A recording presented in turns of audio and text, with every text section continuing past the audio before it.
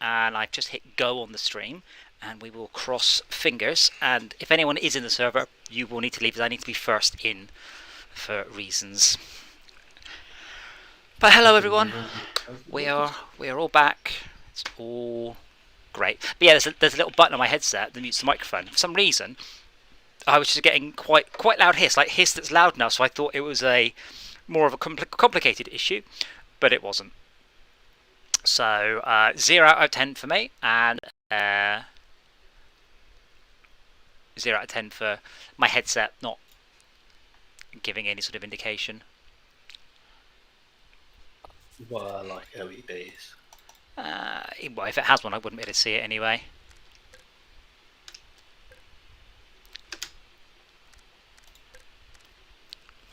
I'm not sure what's the point in having a LAN option when it still refreshes all the internet servers, then works out which one's the one that are on the LAN. Being verifying, just... I get this is so poorly written, this bit. It's sitting here verifying all the servers, and when it's done, it will tell me which ones I can join. How about you start by just verifying one, and then saying that one's verified, then verify the next one, not just verify them all, then list me all the servers, and then I will pick literally one of them. What is it doing?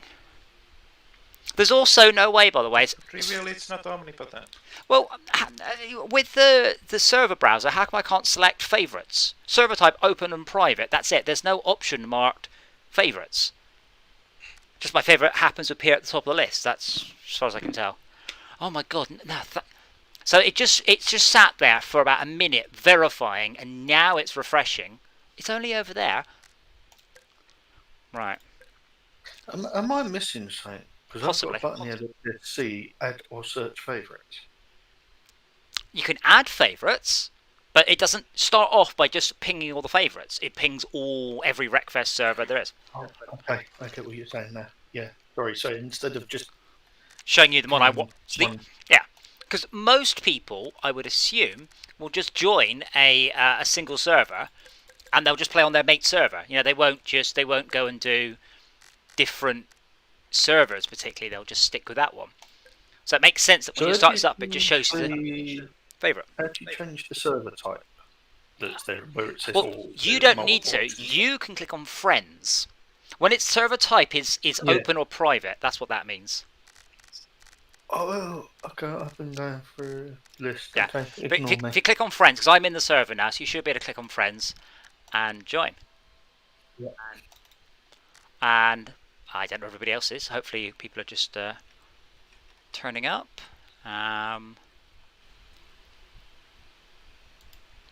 They've all got bored of losing.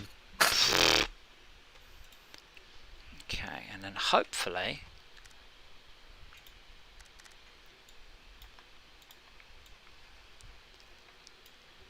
I had a bit of a play about with a new vehicle. Oh, yes. It's no good on a controller, I don't.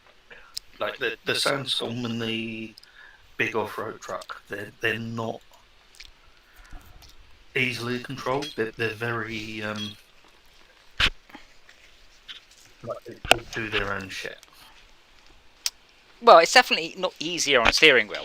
I mean, I don't think I've ever come across a racing game that's actually easier on a steering wheel. It's just more authentic, but you know, harder. Let's untwist that. Is it that because stick controls cheat? Yeah, because sort of. So if I could make a steering wheel do whatever I wanted, one of the things I would want to do is go from lock to lock in like a tenth of a second. You know, like a joypad. Yeah. Like fundamentally, if I want to go lock to lock on a steering wheel, it's at least half a second. You know, probably more if the steering wheel's quite on it. If one will do that, you know, the ones that I can't remember who makes them. It might be Logitech. I see it on Twitter, I think it was, where it only turned like half a turn to the left or right. Yeah, I've got like a full circuit. Yeah, you can just change that. I can just tell it where I want the limits to. I've got the limit set to 270, but there's a soft limit at 90. It's not that soft. But if you wanted you to, you could set yours at 90 degrees either way, and Yeah. that would be like full lock. Yeah, but the problem is Okay. that's usually far too sensitive. Like what happens then is you go like then you're playing with just an inch of throw. Whereas with the steering wheel, with the joystick, I mean you're pretty much going just lock to lock, but the game will modulate your steering based on that. And let's just warm up while everyone arrives. I'm not even sure my chair's working. It hasn't done any movement yet. And I feel quite far away. Let's put the seat forwards a bit. There we go. That feels a bit close. I haven't taken any painkillers, but I will see how the night goes. Pretty much my knee just hurts at 3 o'clock in the morning now. More than anything else. That sounds about right. Is Cardinal one of the new cars? I think there's a DLC. Oh yeah, it's not one of them. You got the police car. What's that in reality? That is a. What they call what are the generic USA cop cars called? A Vic. Vic, that's it.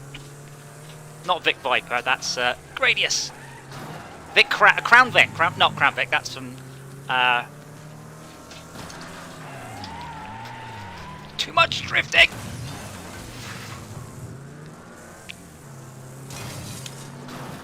Too much drifting! Jay, that was mean. How dare you take out Schalke like that? Yeah. I was trying to be inconvenient. No, I hit you and then Jay finished you off. But it's alright. I have restored your honour.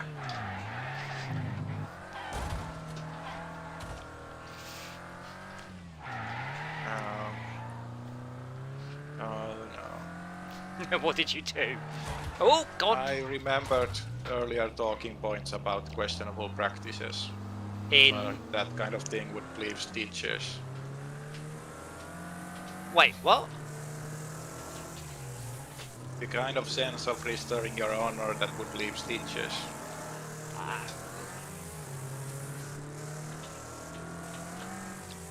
I'm afraid you've lost me. Unrelated, is there a horn in this game?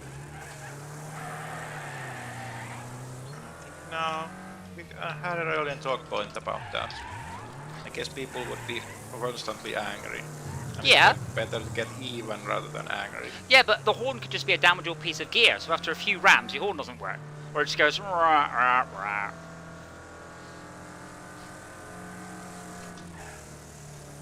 Yes.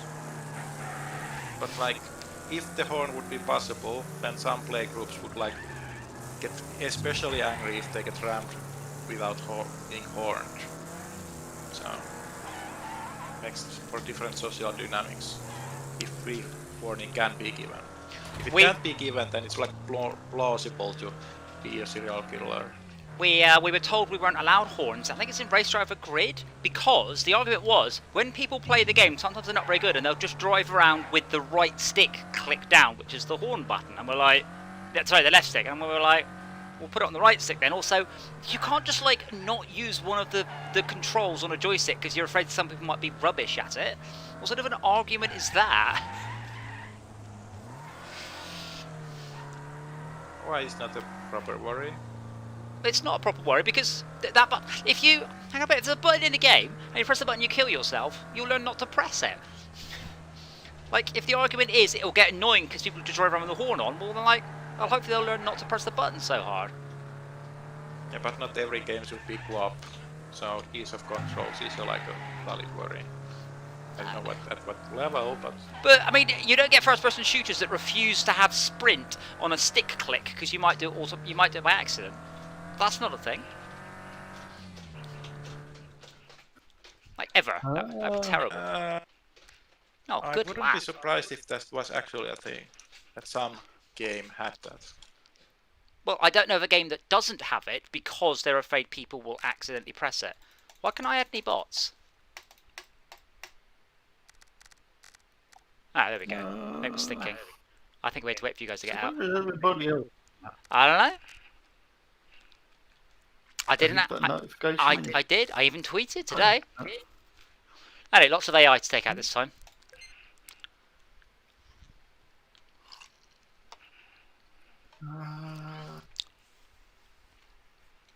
Oh, we got bots. That makes life easier. It means you get more points, at least. Not sure you get more money. Makes the same amount of money, just more points.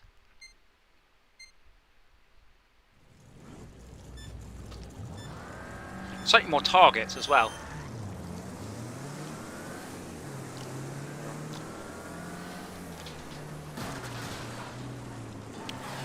So, Jay, did you like the Gears of War reference in episode 7 of Invincible? We need to talk about Invincible. Bear with me, I can't hear you.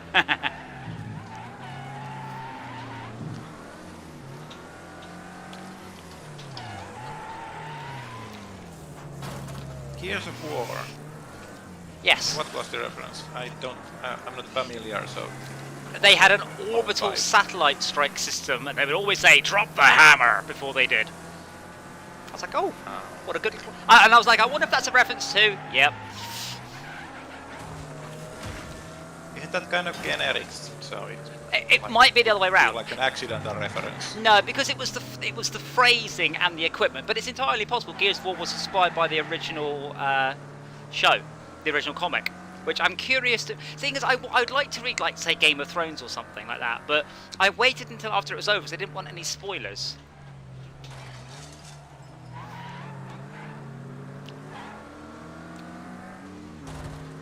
Excuse me, Jay. Those of us with 4 wheels are going in front.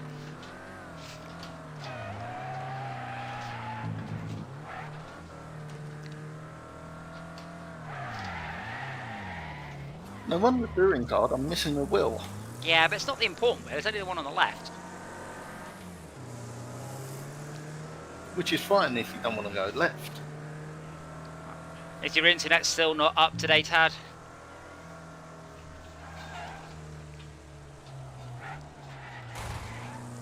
Or did you not manage to get the patch in time? Like, I don't mind slow internet, but unreliable internet is the worst thing. Yeah. Lots of systems trip over that. Like, if Tad could halve his internet speed, but at the same time fix his ping, he would probably go for that. So, Shaka, when someone starts to pit maneuver you, the best thing you can do is to slam your brakes on. Or pull away, but that's harder. Like, if I ever get into a tussle with someone, I always slam on, because I don't have the power to outrun them, and usually it will just end up as a, in a bad way if I don't. No. I don't think I'm going to win this one. Ho-ho! Oh, did you not? Wait, 19 gigs? The patch is 8 gigs. We did warn you like a week ago. And again... Yeah, for some reason the update twice. Yes, but if you hadn't done the first one, they wouldn't have... If you hadn't done the first one, you would only get the second one. But yeah, I booted up this computer some hours ago to patch it, and it goes... The patch for WreckFest, the game that you play every night, every Sunday at 9 o'clock, the patch is due for 5:30 in the morning. Like, why would you... Why, Nice. What? Again, you know when I play this game. You know more than anybody else, Steam.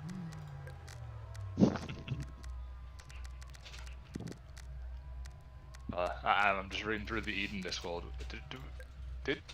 Are they working on concept art for the areas that are already in the game? I'm confused. No, it's more using the concept art to actually make stuff from. But don't we already have it in game? Not for detail, no, not really. It sort of exists, but there's no detail in it. Okay. But at least I'm being taken out by the DJ Arcus bot. You can just give up, you know. You don't have to fight on to the bitter end. It just strikes me as a bit late is all, but maybe that's just Yeah. That's this project all around, I think. Okay. Oh. What's my B? Oh, my bullet with my cool hat. Check out my hat. B grade. B for bullet. Oh, Brett said we can't talk about Invincible now. Ugh. I'm sorry. I I'll be can't- watching. I'll be watching episode 7 tomorrow night. Can't and believe he then turned out to be a maybe the night after, so robot. it's not gonna be that long, but... From the future. What, the guy called Robot? Oh, I'm just not saying anything now. okay.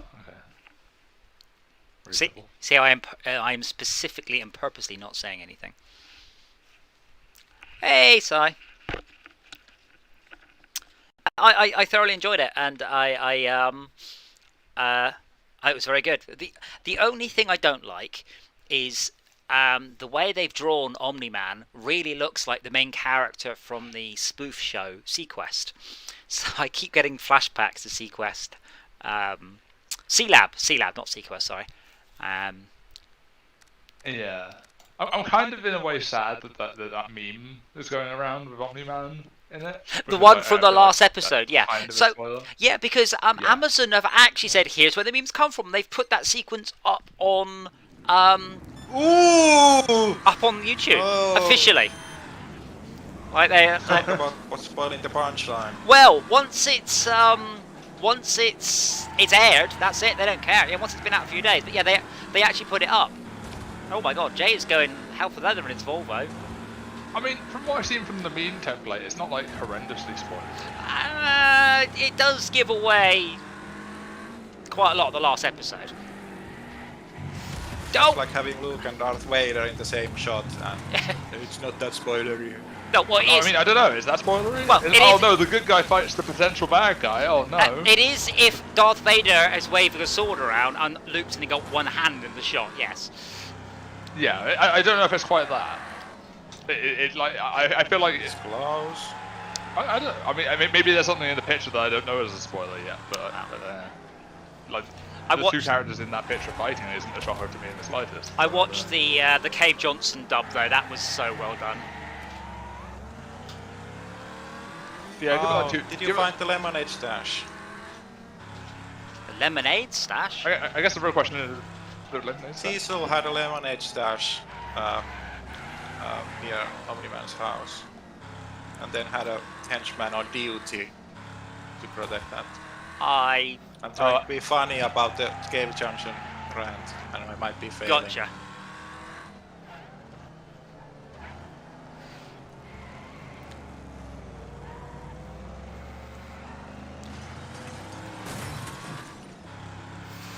Are you there, are they our side? I immediately noticed the cameo in episode 6.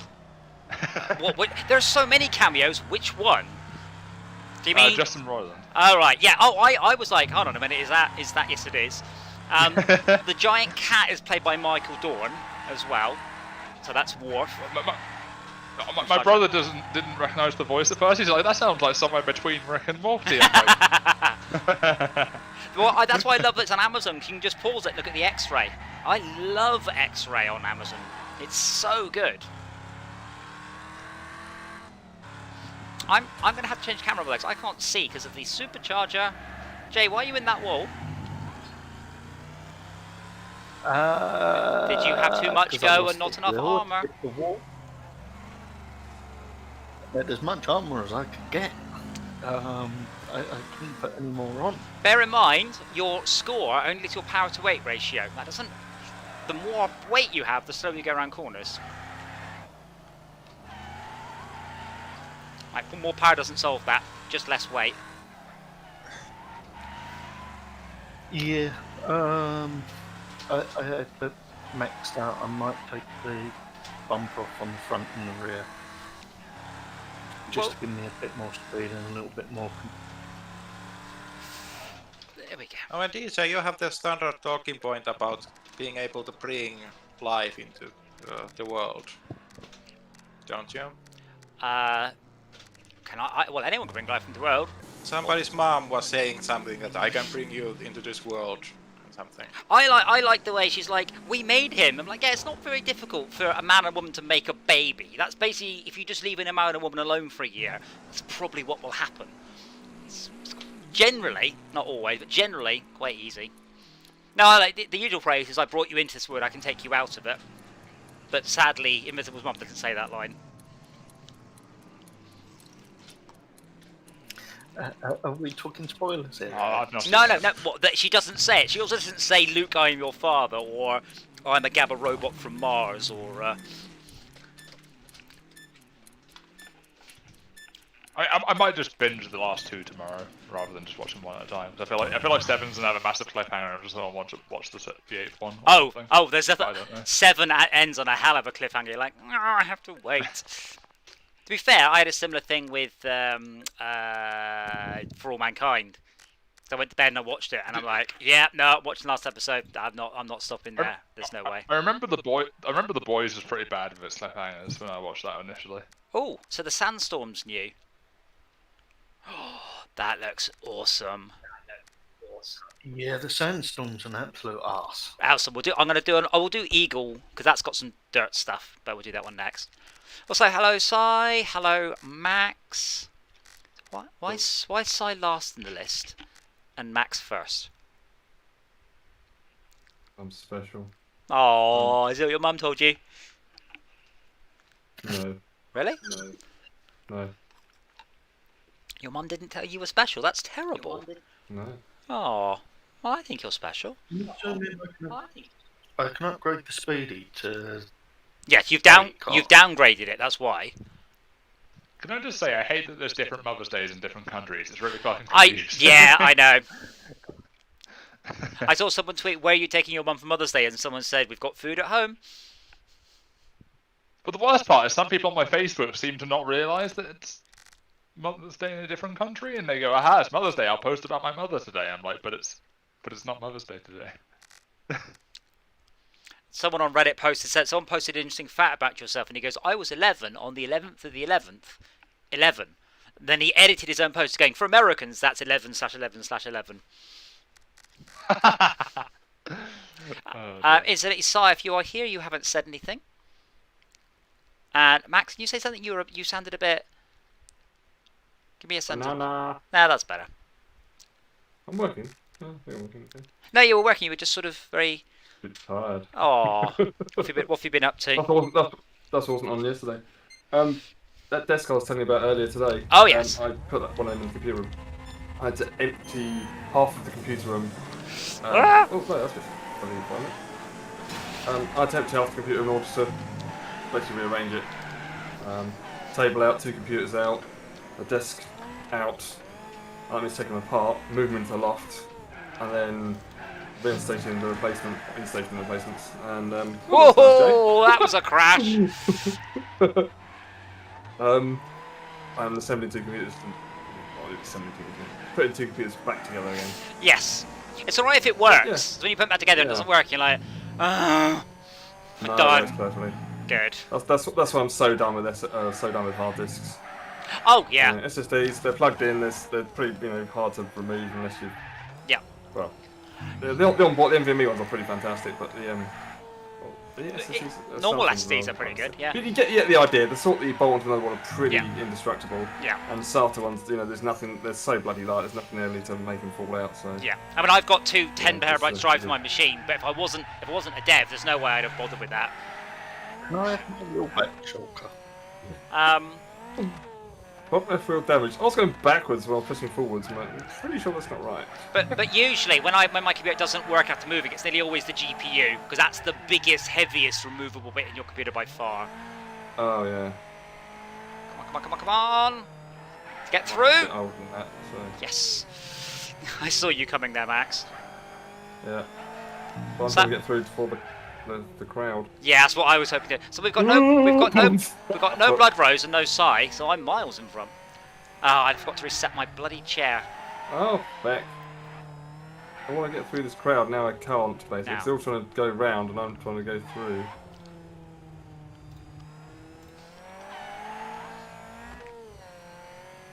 More power! Oh yeah, that doesn't work, does it? It's for survival for me. Have 1 good crash and that's the budget for the race. More armor. Yeah. The problem with having a loner, you can't get the armor. If you've got the season pass, you should have access to some of the new cars that came in the last patch.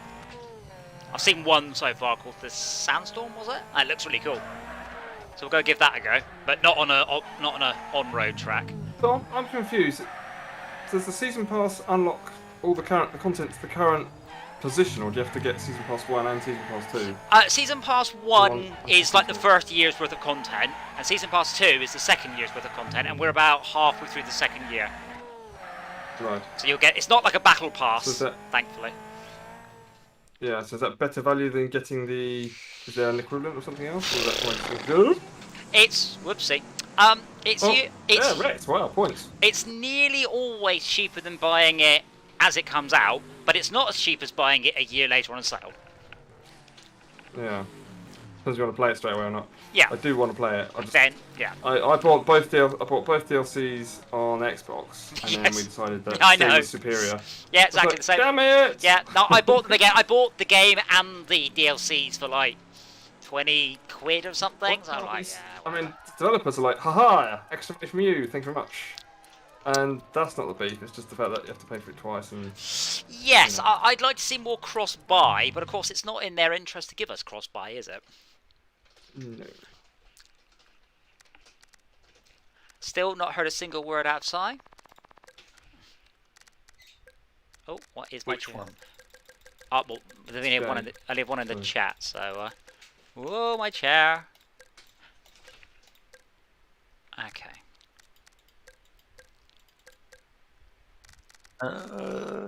Did you say we're doing a dirt race next? Semi-dirt. Oh, Semi. okay.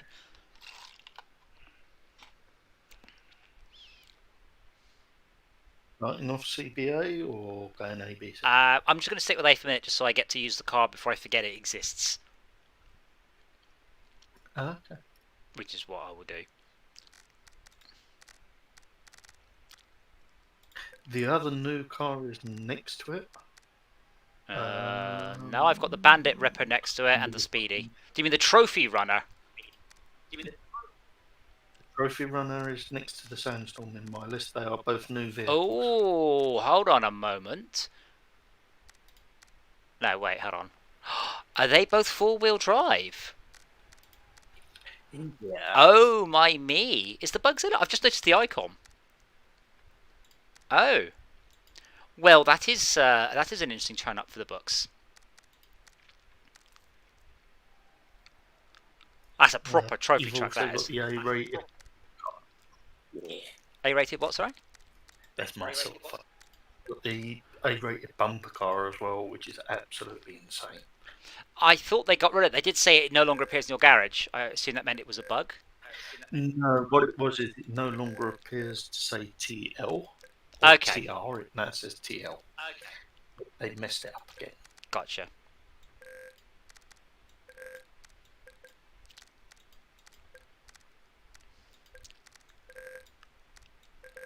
There we go. That's the way we like it. I can't decide if I want to go Trophy Runner or Sandstorm. Oh, I'm going to try the Sandstorm. I'm surprised Brett didn't do that. Hello, what? I'm driving a car called the Sandstorm. Okay. Oh. Sorry, what song is that? Sandstorm. Darude Sandstorm? By Darude? Sorry, Brett, before your time. No, that's the joke, Okay. Adam. Youngit. Well, The thing is, that Did joke... you miss the joke, or are you referring the joke to me? So, this used to happen in like the raving community. Someone asked what tune was this, it'd always be Charlie Illinois and Mental Theo's Stars. No matter what they asked, that was always the answer. Someone would always do that, and that's what Darude Sandstorm is. What's that song? It's Darude Sandstorm. People are like, "Are you sure?" I'm like, I didn't even bother listening. That's just it's just what I say every time someone asks me. Yeah. And for a favorite song, it's Paranoid. For a what song, sorry? Like, if someone is playing an instrument, then there's a meme about, can you play Paranoid on that? Ah, don't know that one. The other one is Anyway. in Warcraft. If you go, where is? You just say it's in Silithus. Like, no matter what, it's in Silithus. So people are like, where can I learn Anyway, here's one more. spellcasting? Yeah. So people are like, how can I learn spellcasting or reading? Or you just go to Silithus, which you could get to Silithus, but it took hours. But this is 4-wheel drive. I should be able to plant it round corners like an Impreza. Oh yeah. Yeah, baby. It sounds awful though. But this has enough power to... The exhaust or something. No, it's just rubbish recording. Oh. There's a whole pack coming at me. Sorry about your bumper. It's alright. Send that You didn't back. need it Back. anyway. I've told you. You can't apologise, then giggle. That ruins the credibility of your apology. It just means that I'm going to come gunning for you from last place. Wait, how come size marked as DNF? We've only just started. What happened?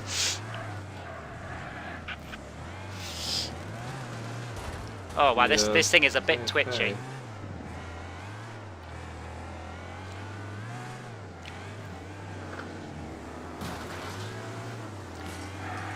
So I'd love to see this game take off like Rocket League and have that sheer variety of cars like Rocket League. Like Rocket League's licensed cars. One of your favorite games. Like blow me away. Popular is common wish. No, I mean, I even if I really like Rocket League a bit, the fact that you can have a DeLorean or Knight Rider or the Ecto 1 in it is just amazing. Like the Are they That's, behind paywalls? Oh, well, yeah, let me check yes, yeah. Can you buy them almost specifically after the sort of prerequisite period has disappeared? Oh, and they you are. still get them They are. much later? No, they are absolutely FOMO. You've got to get them while they're out. That's it. You miss out. Oh wow. Oh yeah, I want you there and playing. Because it works. That makes sense, I suppose. It's Unfortunately. probably a big Yeah. game. It makes a lot of sense. Yeah, but I didn't play Rocket League back then, and I want the DeLorean. Damn it. They might put it behind a paywall, so that, you know, you can have it Well, for an they, extra £10. well, no, it is behind. Well, it was behind a paywall, but only a time-limited paywall, and then that's it. You don't get to buy it anymore. And the idea is you get everyone back. You get a huge rush of people going, "Oh wow, Knight Rider's in," rather than dribs and drabs. And it's about keeping Also, the the idea would population be high. we're going to bring DeLorean back for the anniversary of Back to Yeah. the Future or something. Yeah. You know, And once then- a year for a week or something. And then 500,000 people will all log on to play with that car, and then log off a week later having bought it and play with it. But it means you get a Yeah. sudden influx of players. This car is a Oh, nightmare, by the way. Yeah. Looks great. I did warn you.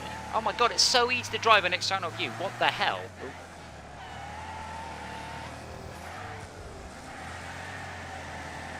I can do perfect drifts externally. It's massively hard doing it from the inside. It's a lot easier to drive when you use shorter as a bumper as well.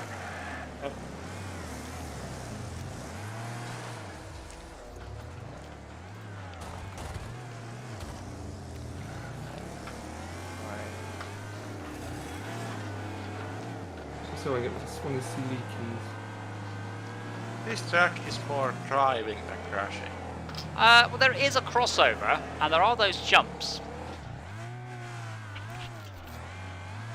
I mean, I like this car, don't get me wrong, but I'm just come in, I'm gonna come in on my finish. I think we need to do that one again with the other. The trophy truck. Yeah. This just proves that faster is not always better. True.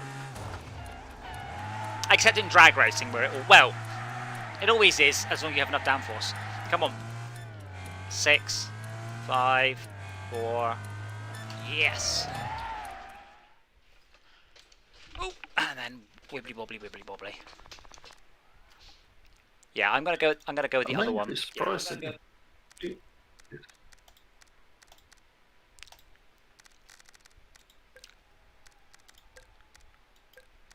So that's another A, but I'm going with a different A. Feel free to change your A.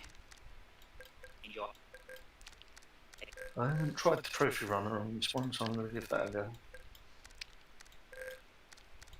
Oh yeah, I've got my proper Evangelion colour scheme going on now. Nah, I'm orange than that. There we go. What's the Mongolian colour scheme? Orange. Vomit on the it's visually see it. It is it is a split triatic complementary colour palette, Brett. Any more questions? Okay. It's orange, green, and purple. Oh. Wait, what? Did I click on the wrong button? What a twit I am. Yeah, but those three colours are 135 degrees apart in the colour wheel. So they always work. And any pair of them works. My old Bretonian army was that colour. Back when I used to do Warhammer painting instead of sex with supermodels. Do massive drugs. Someone is wrong on the internet, so That's What's the difference between Warhammer painting and drugs? They're the same thing, right? Hate sniffing.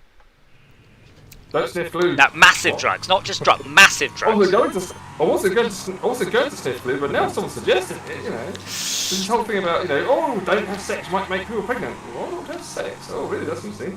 You know, so this person got did this amazing, interesting thing, and it's really illegal. I'm trying to find out how you do that. You know, it's really not clever encouraging people to look at these sort of things. But if you don't tell them not to, they won't know it's like, Bad. Yeah. Because they're so dumb, aren't they? Well, the problem is that you can get very high very quickly from inhaling solvents. But the important word of that is not cheap or quick or easy or high. The important word is solvent, as in dissolve, as in fatty tissue, and yeah.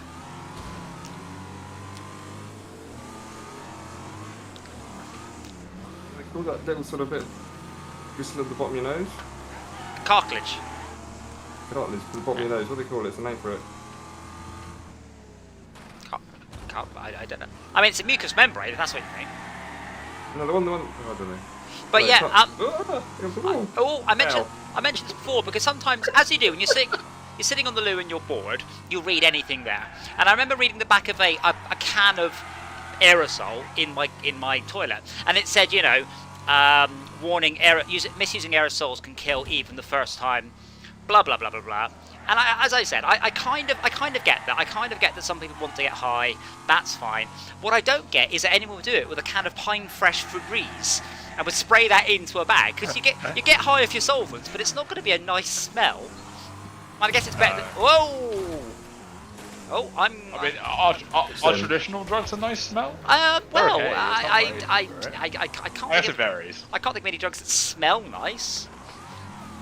Off the top of my head, I mean, maybe heroin has a wonderful sense of lime or something. Yes, using a nutty flavour. But more importantly, I think it's amazing that the dogs can be trained to pick up all that stuff. Yeah, dogs have got amazing noses. Yeah. So many parts per million or something they can pick up. Like, bloody hell, it's tiny. They can still pick it up. So stop arguing on Reddit and tell us what you're arguing about, so we can either back you up or tell you that you're wrong. Unless it's about the performance of the Mac under emulation again, in which case no one cares. I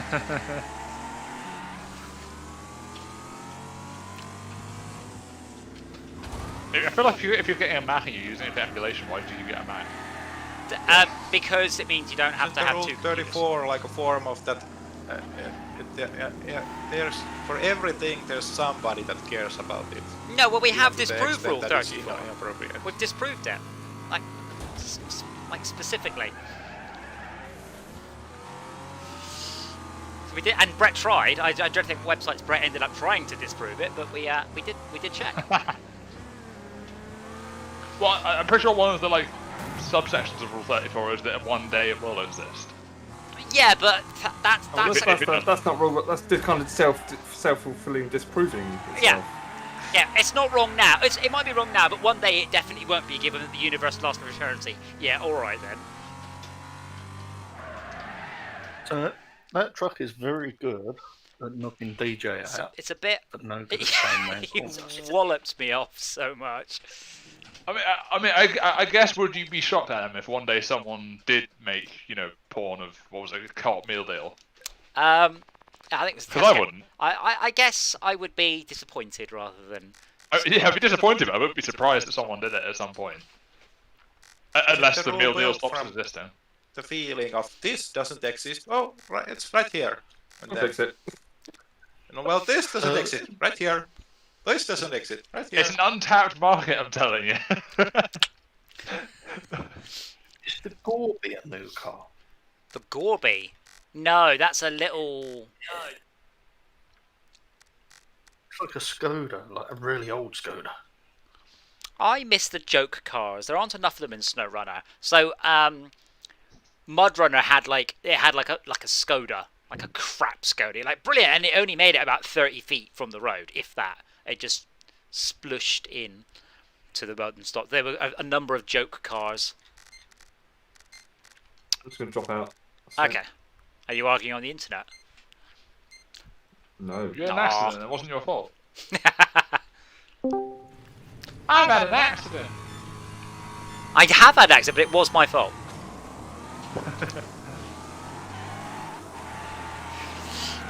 Because given infinite money, I could just buy all the different systems I want to play around with instead of buying one and emulating other ones. But instead of buying lots of computers, I can spend money on other stuff like games and What? other stuff in general. Is that a slippery slope argument there, Si? There's only two. Outside, There's only two into what? systems that you'd want to emulate. What? Like, I can't think of any more. Yeah, but I don't want to have a PC and a Mac, but I do want a Mac. Well, So if there's a Windows game, emulate it.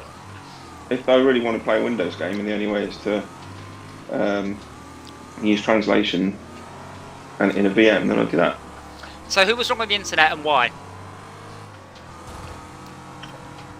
Well, I won't tell you what the argument was, but it was entirely. The thing is, it was entirely a matter of personal preference. So, the thing that I was getting a bit annoyed about was someone was sort of telling me that the thing they had chosen was better than the thing I had chosen. And I was saying, well, it's just horses for courses. Like, that's your choice. It's my choice. What? Is this about Pringles? What's the point in you're arguing as though you're no, it doesn't matter what it was. The point was the person was like just going on and on as if they were talking to someone who was arguing that their thing was a better alternative to their thing. Anyway, look, it doesn't matter. It's just I've got this awful habit of fighting and it ended up in a stupid internet argument. I will say an option to not listen rather than listen them to rant about something.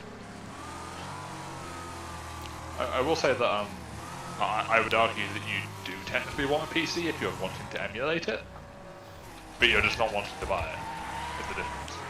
I'm not emulating it. I just said like. Are you not? I mean, but hang on. Bear in mind, this wasn't the argument. This is just Adam's guess at what the argument was. Yeah. Right. I think in this case. because he didn't know because I wasn't.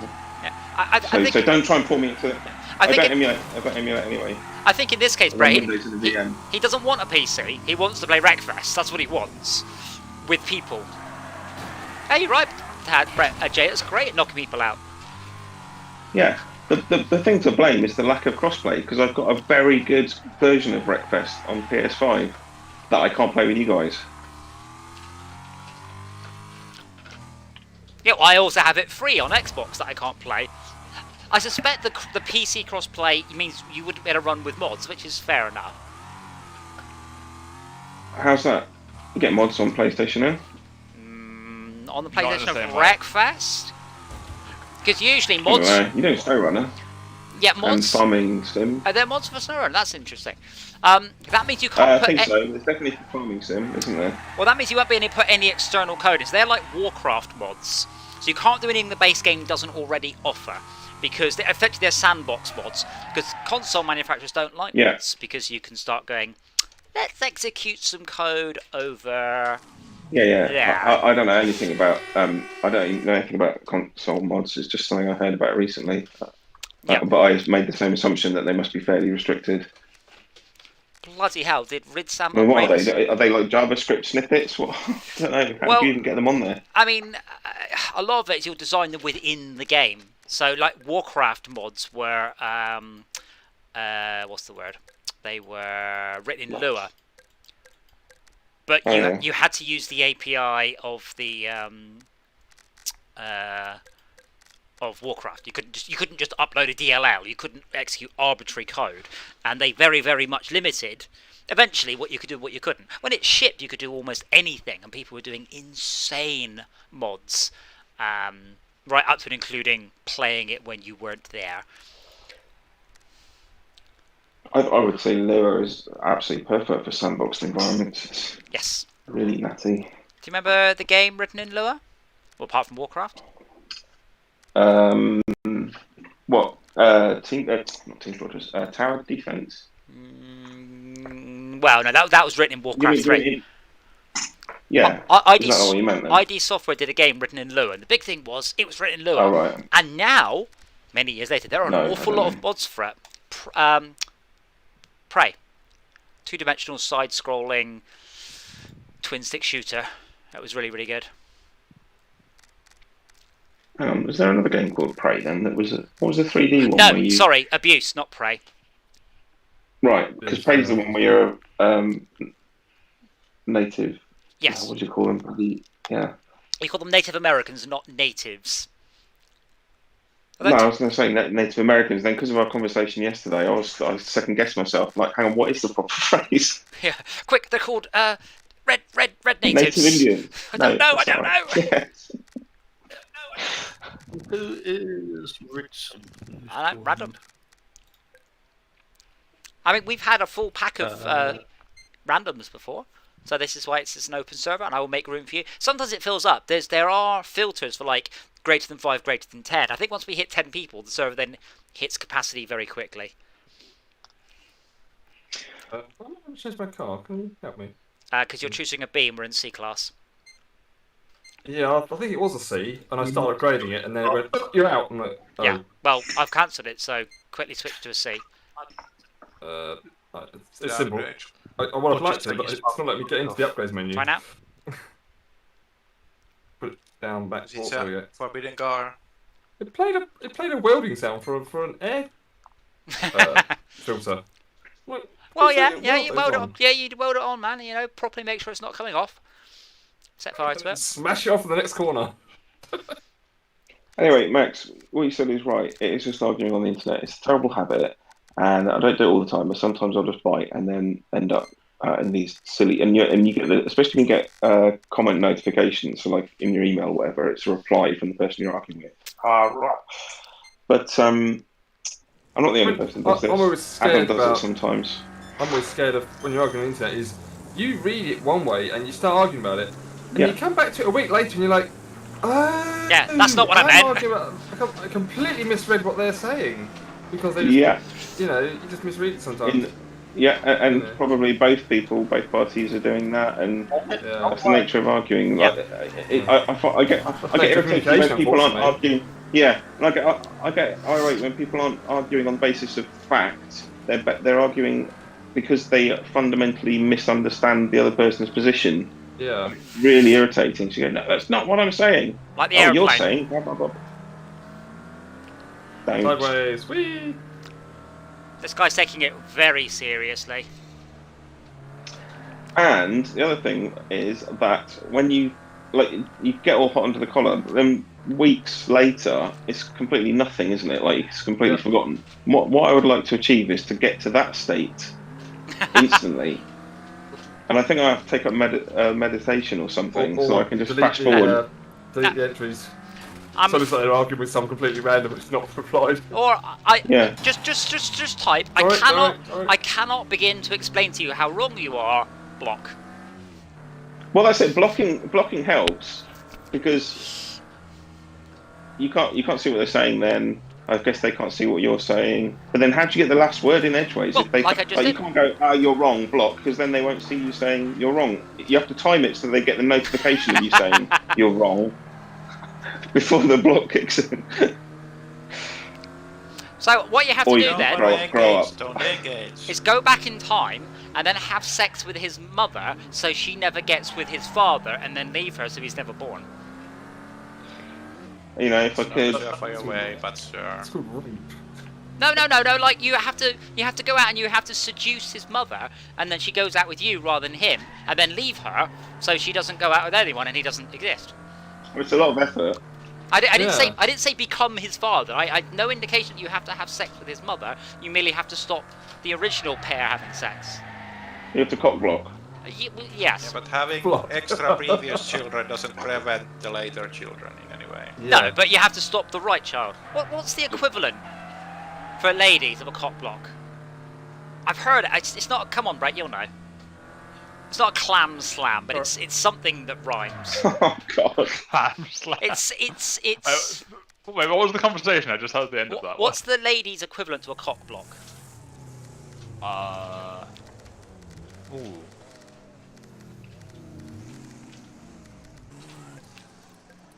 Pipe slap. No, like, oh, come on. Just Google it for me. What is the female equivalent of a cock block? There's a post on Reddit about this, and the top Why do rate we response have is to- clitiference.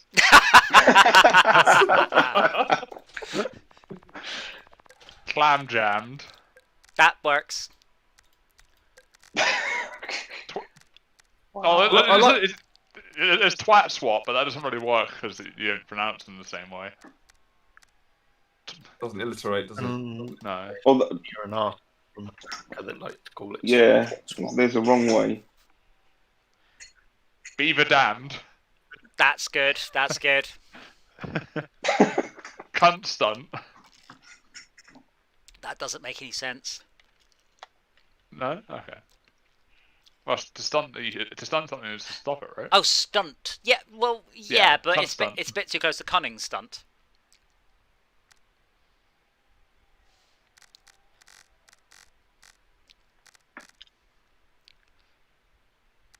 Why? Box block. Box block. Yeah.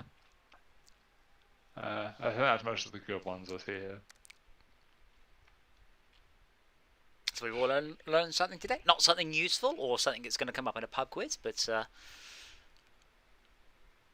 Oh, not something we'll be able to do, I guess.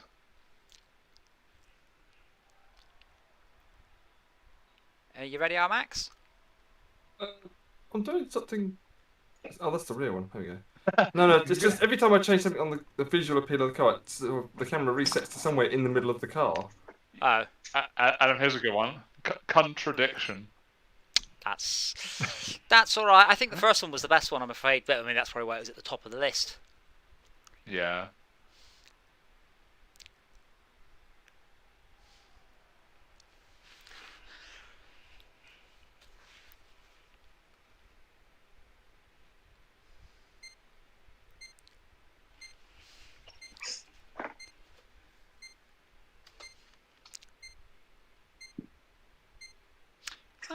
We don't have a game for Tuesday then, do we? Or Thursday, technically.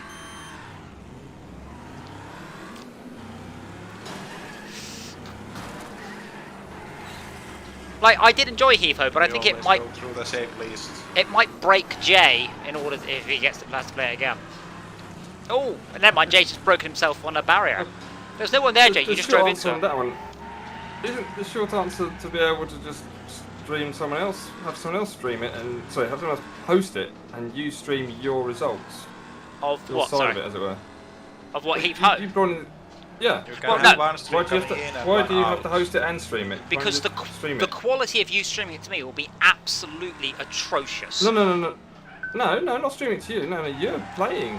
Yeah. Oh, you mean the local remote play thing is going to be Yeah. crappy quality? Relative to the normal stream quality, which I have tried very hard on. No, I don't think we should do Hard Heapo on. again, as I suspect it might actually break Jay permanently. I And played. I mentioned it to my kids, and they were quite excited about playing it. So yes. I bought it. Yeah. I'm not even gonna. It's good for one evening or two, definitely. So it's definitely a very pick up and playable. It was fun watching, because having played it through a few times and got quite adept at it, it was quite fun watching people play it for the first time and figure out, things that they don't need to do at all, and all shortcuts and how the physics work. It's a bit nuanced. Sorry, that's fun for you. I enjoyed it. It was Did just you say stressful that was fun. fun for you? Sadist.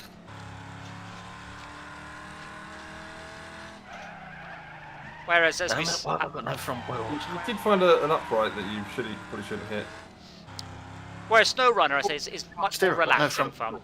And Farming If Sim you was if in doubt, very zen. yeah. That means I can bring Snow the Runner. K-Lob. Yeah. I like the You should- K-Lob. you don't know what to what am I play, playing? Snow Runner. I just want to be the biggest, toughest thing I can afford because it's mental. I mean, SnowRunner is so great. Like after we played, I then went back and watched most of the stream because it's just fun seeing it from a different perspective. Yeah. And I don't like to sleep. I like to stay up. So I just watched the stream. It would be very cool if we could actually record it from all the angles and actually cut together the night stream from different views. But as Xiaoku can attest, that is tons of effort. Most of the capture needs to be done. Yeah, Shalka, when you're doing your WreckFest videos, do you just sort of slip into some kind of trance and edit for hours? Start, stop, start, stop. Rewind. Stop. Rewind. Jay, Even mix. Jay, if you just quit now, we'll just be out. Like, if you're out, just retire. There's no point in just sitting there. And you see what he's actually doing is the reason he's so quiet is he's taking notes with his other hand while he's playing WreckFest. He's like, aha, timestamp 3264. And yes, I know there's not 64 minutes. But there are I 6. guess it would be more editing with more footage, but Yeah. mostly it's just people capturing it. I guess there could be a problem with transfer. Most of it is about throwing footage away. Yes, you want to just trim it down to make something look pretty. I mean, On a that's... PlayStation, you just press a button and it saves the time that you specified, like 2 minutes or whatever. The one thing I'll say You about press that whenever something happens. editing go on. video, and the hardest part is be very ruthless. Just cut it and cut it and cut it. It's much better to have 5 minutes of brilliance than 10 minutes of meh. And when you're doing a trailer, just cut anything down that doesn't just sparkle. And that's what I've learned. Get tons of footage and then just go nope, yeah, and then just edit it. Which is it's just hard to do because when you've edited together and you go, oh, that bit's not very good, you want to keep it. Take TKOTC. I think we're all winners in life. I'm the loser because I'm when you distracted. try to edit for time, trying to like save seconds or parts of seconds all over, that's very hard. But if you like drop a 3-second part, then you get 3 seconds, which can be more than you could ever have otherwise. But I watched there's a YouTube video from a lady who does analysis of stunts and things in films. But the editing on it's insane. So if her original sentence might have been, and now we're going to look at the thing. Her edit bit, and now we're going to look at the thing. And she's like cutting out like the tiniest little snippets to make it all go that much quicker. And it's She's probably AI. No, I don't think she was, but you get this a lot. Like YouTubers massively editing down their videos, like any sort of just gone to the point where they're like, I feel like I'm having their video injected into my eyes. It's so densely edited. But I bet you become conditioned to it. You only notice it when it's extreme now, whereas if you look for it, you realise that it is everywhere, and it's not how TV ever was. No. But we're so used to seeing that editing style now that we think nothing of it. Like just jump cuts every few seconds. Like that's just is YouTube. It's just more TV, they require you slow me actors down. to be like concise. But it's not like it with editing. It's not like you're watching a drama. It's not like you're watching a drama. You don't necessarily need the tense pauses between each thing happening. But no, it's a case of personal like how you feel about quality. Like you look at someone like MKBHD, he wouldn't do that. He would just do a retake or technology connections. Like if he fluffs a line, he redoes enough of the segment to edit it in without a jump cut. But yeah, the opposite. Much more work. I'd say it's the ones for the younger children, and then they say do you remember Blipverts from the Max Headroom universe? But it's beginning to come across like that now. God, you really fucked me up there, Shaka. I was heading for Jay. I was going to take him out, and you spun me, and now I'm suffering. Front? You shoved me out off the edge of the hairpin, but I was about to take Jay out. So you saved Jay. Trying to fix that. It's alright. I can see if I can get the giggler there. Motherfucker! Oh, I've just hit the crowd. I'm so excited to see us as well.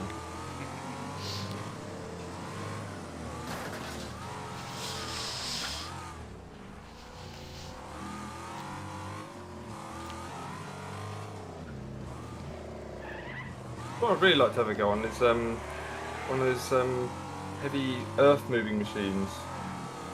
What, a real one? Typically Or, made by... or in this track? Yes, on a real one. Well, I mean, there's No, a on place. a real one. There's a place near me called Diggerland where you can hire one and just drive around and just dig holes.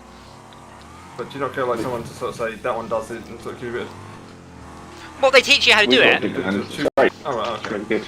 I've always wondered if you could combine that with a cheap hole digging service, so people come along to mess around with an excavator for a day, and you end up having to dig up holes for people.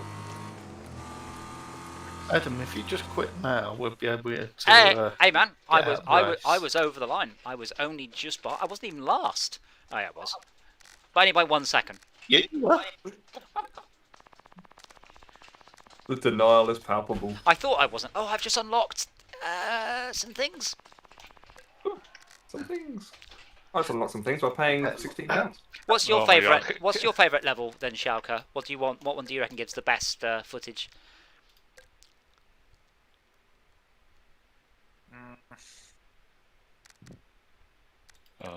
For Mother's Day. Crash Oh, sorry. Canyon or... Yeah. I might be a bit tired now. We can do that one next. That's fine. I just put a picture in chat because KFC put a thing out for Mother's Day with a kid in a bucket. It's got a disclaimer at the bottom: "Do not put baby in bucket."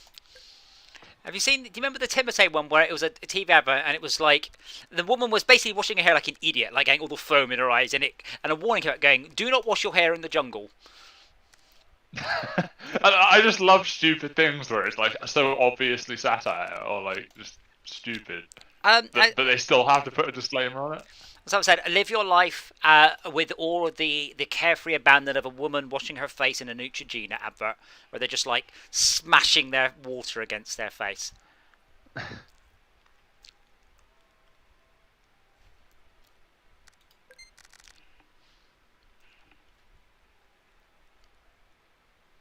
I also need to spend some time sorting out, because I've got a new joystick, and I need to sort out a way of getting a quick mount of the throttle onto this, because we haven't done any HOTAS games in ages. But we could. I would still like to do Descent, and I keep saying this, and no one seems to be excited. I'm like, oh, but Descent. I'm excited about I it. could try that. Isn't Oh, that no, the original multiple Descent as well. degrees Well, that's of it. freedom? We were playing Descent. We got to level 7 in our playthrough. I don't think I'm old enough to like know what No, Descent is. I played Descent when I was like 16. I mean, I was really excited about Descent when it first came out. I was like, wow! I mean, the demo, bloody hell! You know, bear in mind we're used to sort of Wolfenstein and you know, basically, you know, a flat, Yeah. you know, level environment. Not flat, but level environment. Very little in terms of, you know, movement up and down. And Doom was like, you know, the rage. Quake was. I can't remember, Quake was post Descent or not. Yeah, post Descent, Yeah, definitely. Descent's got ticked off, isn't it? Yeah. But the point is that Descent was like, you know, a 6 DOF environment in a game, you know, in those days, and like, wow, you The know. interesting thing about the Descent rendering is it can only do cubes. The whole world's made of cubes. Like stretch cubes and squish cubes, but it's literally just a cube touching another cube, touching another cube. That's all it can do. Yeah, just boxes. You know, Yeah. rectangle. They're a regular cube. Yeah, boxes. Like, Rhombus. Yeah. So what's Great this game, I Descent love version that you're referring to? Is it a remake, a new version? it's original? it's open source, but it's a high res. It's a remaster. I think it's called D2XX. I linked it a few days ago. It's on the LockDown LAN Google Drive. Is it paid for? No, it's free. It's free. Oh, cool. Go for that. If you have the original content, you can use that, which I just did. But it's all zipped up there. But I'd like to give it a go. So I really like Descent. It's good fun single player. Good fun PvE and good fun PvP as well. May or may not have been playing. No, you got kicked out because you're in the wrong car because you went AFK. No, I mean the Descent. Sounds great. Descent's You interesting because linked it the other day. I downloaded it. Descent predates joypads. Like, you know, Xbox 360, proper mini axis joypads. So we all had to play Problem, it and there keep was it what was the game? What was the common one? That sort of white one with the 4 coloured buttons. There I wasn't. forget what it's called. It was There on wasn't a everything. there was not a generic one, but lots of people did Well, them. the Gravis one. Yeah, the Gravis joypad. Yeah. Yeah, there was that one. That was a bit too posh for me. I always had quick shots, not Gravis. Yeah, I don't know why I had something. I know what you mean though. That was like the de facto PC gamepad for a while. And now, thankfully, we have settled down on what's the Xbox? 1, 2, 3, 4, 5, 6 axis, which is rather nice. Yeah, or people use a N64 controller, don't they? What? No. Why would you do that? Yeah. No. Yeah, why would No. you do Because that? I need to buy. Because I don't have 3 hands, is why. Sharp uses one, don't you, that Sharper? many hands for here, and I have proper joysticks for when I actually need many access. I just realised that the vehicles don't sort of twist and torque when you rev them heavily. No, they don't. What do you mean by that? My car does. Yeah, like. I don't know what I mean Oh, by he's that. getting away!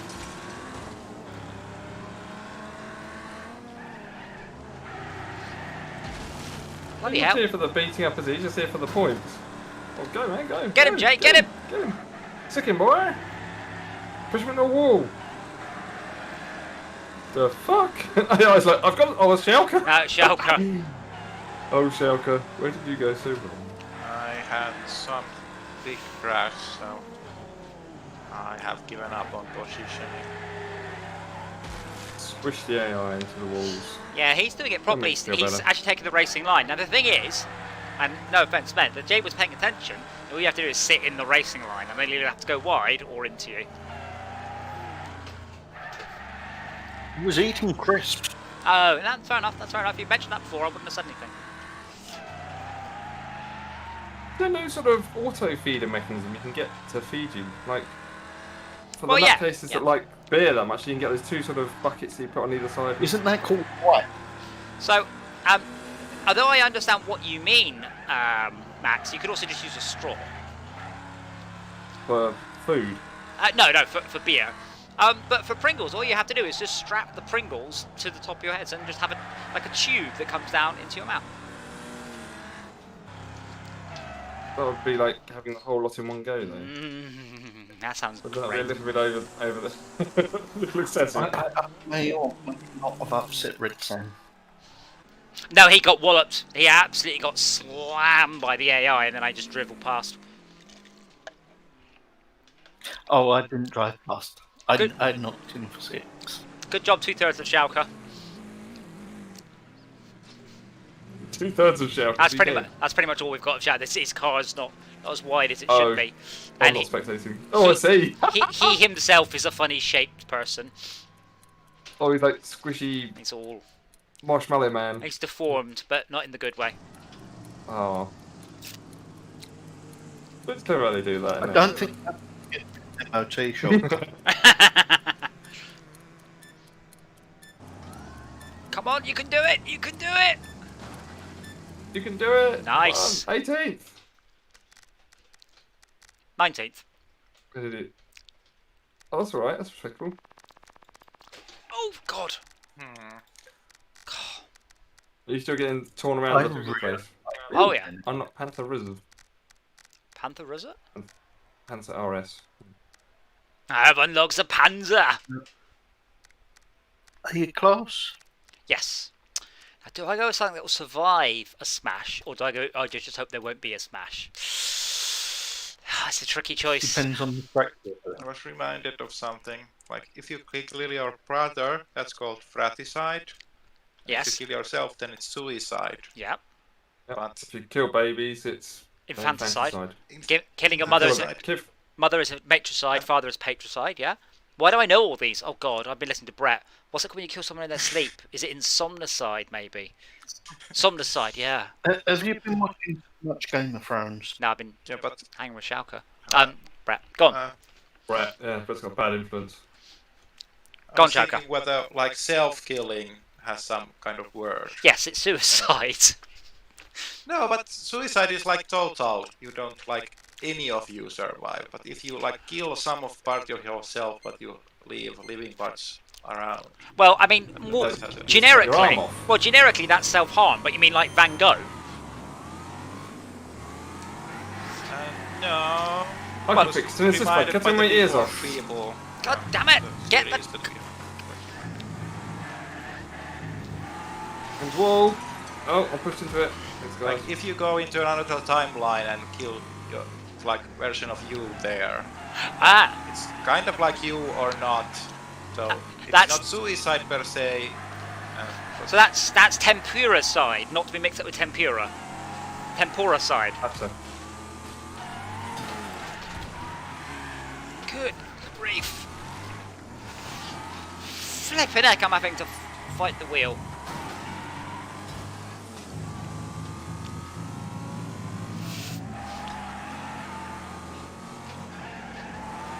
I was somewhat bothered by having someone made an analog about flipping a coin and seeing who you are, when in fact the coin comes up all the sides.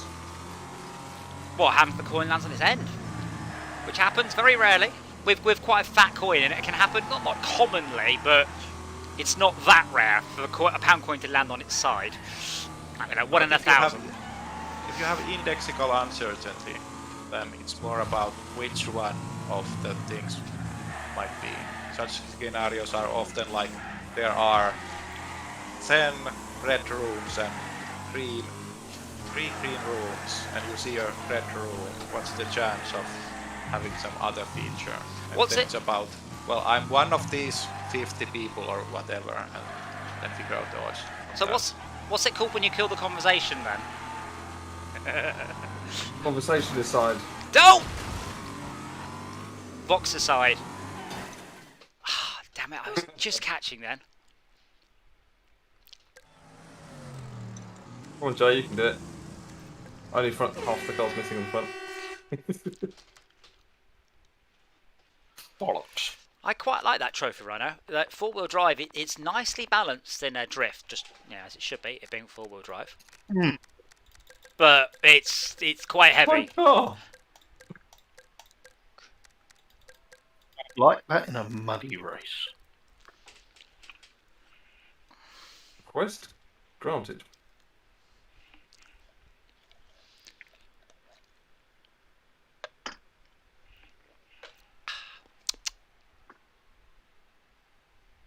I'll just leave it in Ace for the moment because I've synced. What about uncles and aunts? We don't have a name for that, do we? It's not called uncle's side, is it? Or aunt's side? Holy. Do you think he's upgraded his car enough? Right, What number do you got? 314. That's alright. There's more of us than there is of him. Fucking hell. Yeah, just make sure you get squashed.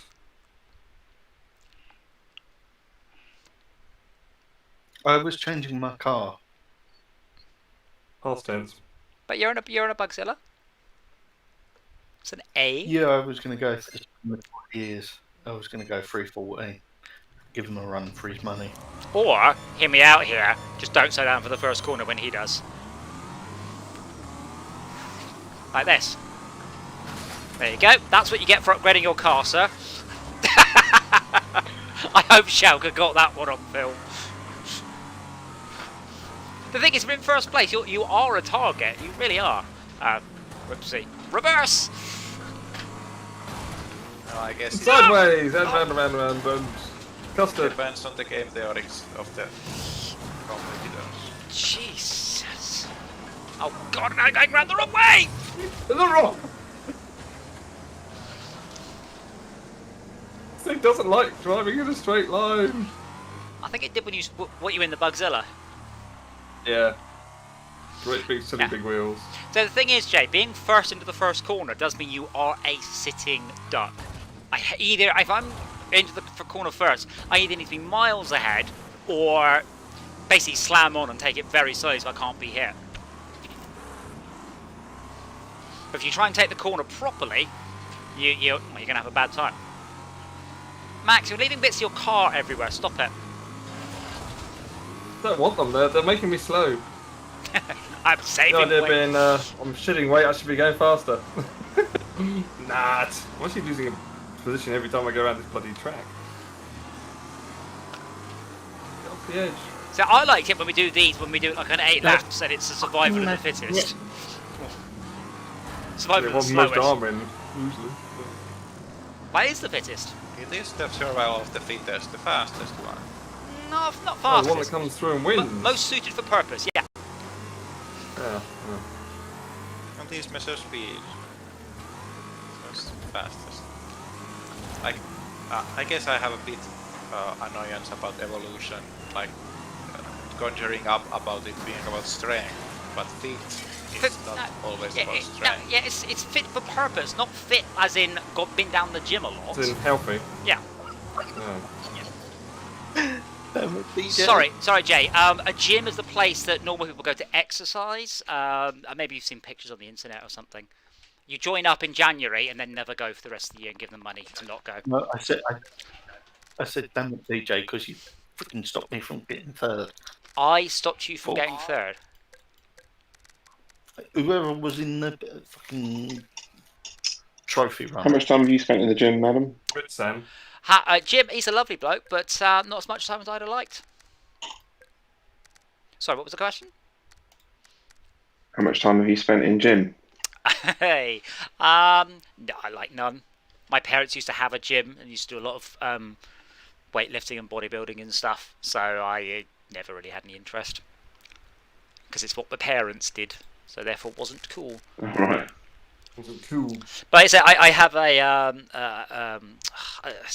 like an office bike, like an upright exercise bike.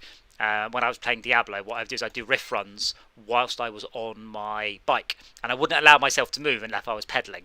So I had to do 12 or 15 minutes on the go without stopping. But I've got a rowing machine in front of the projector. Not that I can use it because I've done myself an injury, but I will. There's Another some injury. VR games that you can pair with a little device that clips onto the pedal of your exercise bike, so you can do things like riding to a western town on horseback, trying to lasso someone. Also, You know, and you have to pedal faster to catch them up. That could be Really quite immersive. Get your exercise in. Get him, maybe Max! to Get him! your force to move. Realistic. There are some hardware to get feet to control your movements. Yes, then they're Yeah. they're But almost that entirely does take some expensive and imagination, Max, shit. otherwise all the games would be pedal bike games, wouldn't they? Oh, Nelly! Sorry, man, But the thing is, good drifting. VR can bridge that little kind of cognitive gap between what you're seeing and what you actually are, which is why you sort of feel like you're really in the place, being the thing that the graphics are portraying. Yeah. Well, to a degree. You still have to use your imagination as well, but like I say, otherwise all VR games would be very boring because they would just be Oh, I like simulations that, Jay. of That's right. I living like the rooms. colours. I do like Jay's choice of colour on his hearse. I did see quite a nice. It's Oh, Batmobile. I did see quite a nice 3D print for the Oculus to turn them into guns. They put weights in them to make them feel heavier. They turn them into like long rifles. When you're playing shooting games, no. Yeah, which is why the aim controller's nice on the PlayStation. It boggles my mind that the Oculus etc. did not ship with an add-on for that.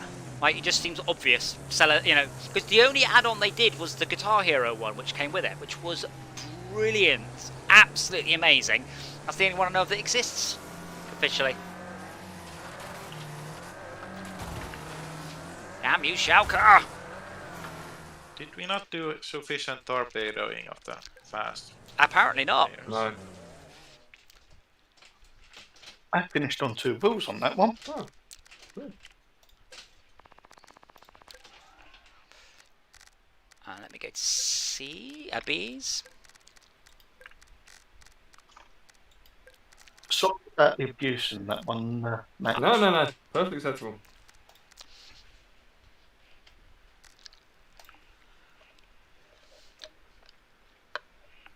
Yeah, Bees Max. this time, did Yeah. you say? Yeah, so Max, you went quite wide, took out Rid. There's nothing I could do. I just ploughed in the side of you because I'd already, Yeah, I know. I'd overcooked that corner massively.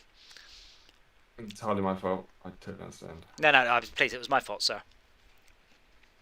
Fine. I do actually need to sort out the Epic coaster for VR because that's got motion platform support. I need to sort that out. Apparently, it's very, very, very good with superb motion support. And in VR, of course, you're looking around, and you won't feel sick because you'll get all the movement that you would normally, or at least some of it. No, it can't go upside down. Oh, so the Your VR, Max, which you mentioned before, that's having a second Kickstarter for the V2 now. It does look very expensive and quite limited in what you can do, and obviously you can tie the cable in knots. But the Oculus now has a full wireless support. The whole point is you have it sort of hanging from above, don't you? So you can't not. In theory, You'll still get to above you. You'll still twiddle the wires into knots though, like spin them around. But the VR and wireless. Well, it's bandwidth, but. It's so. I mean, it's not as good as the cable. Range. It does get. Oh yeah, but they said basically the router should be above you and within line of sight, and the closer the better. But I haven't tried it yet, just because I happen to be. That's a lovely. But what you can do is you can, with a motion chair there, you would have power to the chair and then to the headset. Like like a big battery pack will run your Oculus, for an entire afternoon easily. Like a mobile phone charger.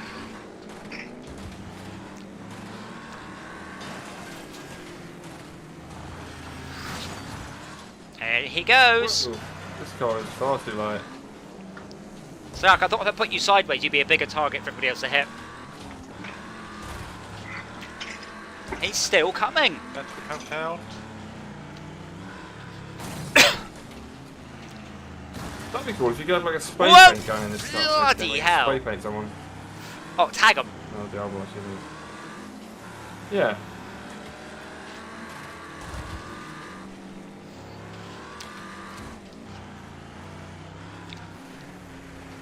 Hey, I gotta check myself.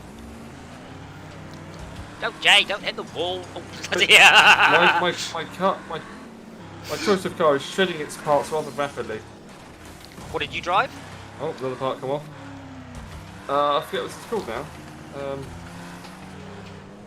No, sorry, I've forgotten. Oh! It's getting away, Physic! How come everyone who joins our game is really good? Why don't we ever get people who are terrible joining? I'm supposed he's still going after Schalke. Maybe some of the people are joining a terrible, just we're worse than they are. Oh, that doesn't make me feel good about myself. Death warriors. People that go into random servers are like thriving in an anonymous environment. But they're likely to do it for a long time. Because it's like more of the population. Phew.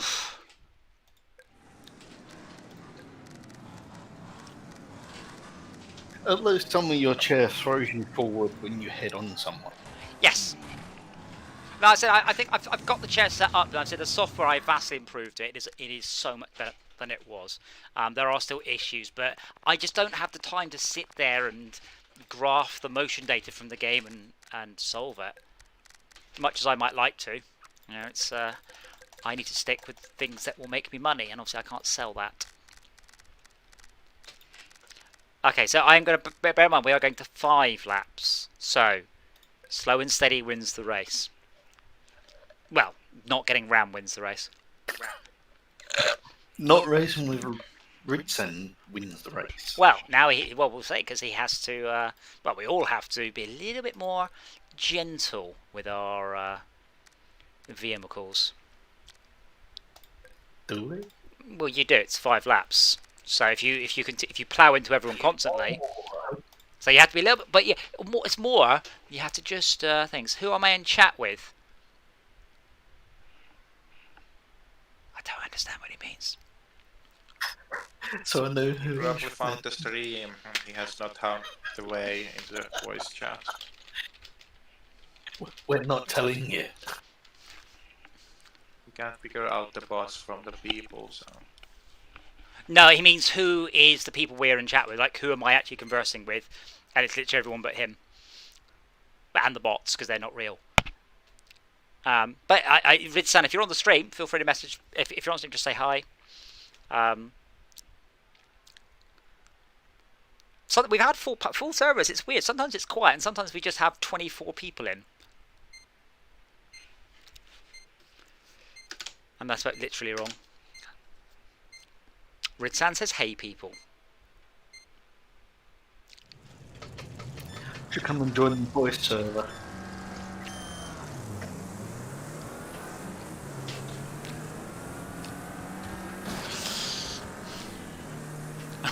Oh, we're all being quite brave, are we? Up on the left or up on the right? Well, Schalke's gone left, go so left? I'm going to use Schalke as my icebreaker. Oh. Oh, Move forwards. Jay, wheels down, wheels down. Like an aircraft.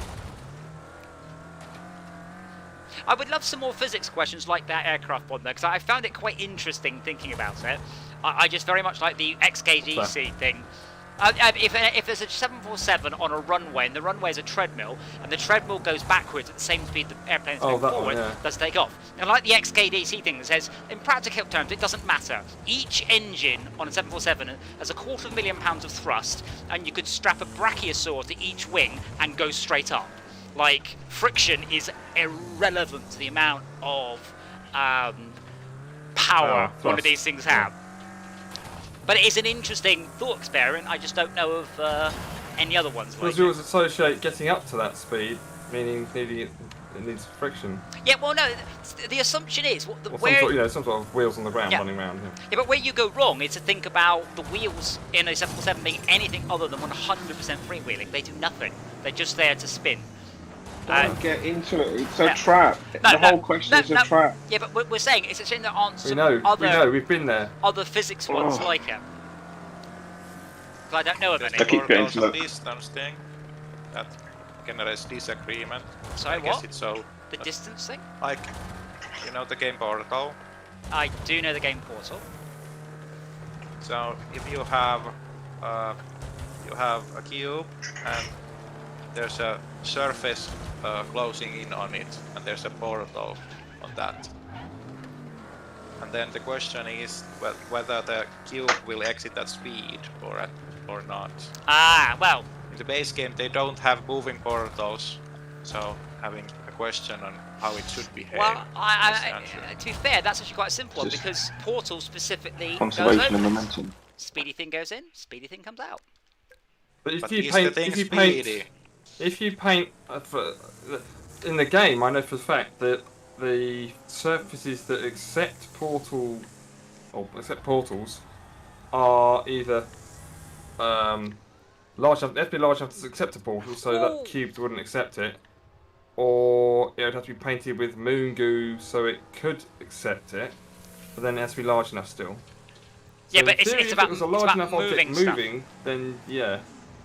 Yeah, well, game I prevents think, movement. did I misunderstand the fact that he said that the object was moving yeah, and the portal was sprayed onto it? If the object is still and the portal moves into it, what's the reaction? It goes through the portal. As I said, speedy thing goes in, speedy thing At comes out. speed or not? Oh yeah, but For the portal that it's entering, it's a speedy thing, but in a way, for the portal that it's exiting from, it's a stationary object. Yeah. So well, yeah, but it'd be stationary because it's the portal. It's just if the portal invades an object, let's say for example, you got a chest of drawers, and the portal's hovering above it on a horizontal plane. The horizontal plane could go down the chest of drawers. It wouldn't suddenly pop through until it would basically. It would engulf the. It would depend on the other end. It would engulf that, but the other end isn't moving. So how does the chest of drawers come out? The other end is gravity. No. Gravity, So they're on the floor, right? So the one side of the portal is moving. The portal is moving through the chest of drawers. At the other end, after the first bit, one slice of the chest of drawers exists at the exit portal. Then the input portal moves a bit. What happens at the exit portal? Does it overlay the next slice of the chest of drawers over the first one, or does the chest of drawers eject itself out of the portal? Because the exit portal's not moving in relation to the input portal. Whoa, physics. Oh, I would, if it was upside down, if the exit portal was on the ceiling, for example, so that basically once it got past, it would have to get past Halfway. more than 50%, halfway of its mass being on the other side of the portal, and then gravity would start to pull it through. But what happens for the first half? I mean, the answer is it's a computer game and it's made up, so you can do anything you like. But it would have to push itself through. It would. That conservation of energy would state it has to, because what you're doing is you're applying a moving force, transmitting it to one place. So the thing coming out would have to move at the inverse velocity of the input portal. I guess it could be a problem, like if you have a wormhole and one end of it is moving and I'll one be right is back. not, then you have... Is that with DNF? Obviously must be. Yeah. He's spectating. Wow, lots of DNFs, bloody hell. Come on Jay, you can do it. Oh, it's actually about survival. Oh, bloody hell Jay, you got no health. But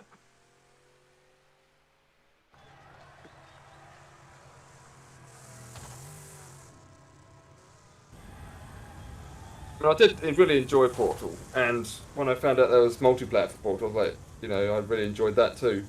It was so much fun, just reasoning out, oh, I recognise level, you do it like this. And you're like, no, that doesn't apply, you can't do it like that in this level. But there are still some of those elements on the level, so like the moon goo, the rubbery stuff, and the acceleratory goo, whatever it is, the orange goo. They're all, very memorable. That was Were. work. Yeah, it's a little less crashy on that one. I avoided the ring of death where it is firing.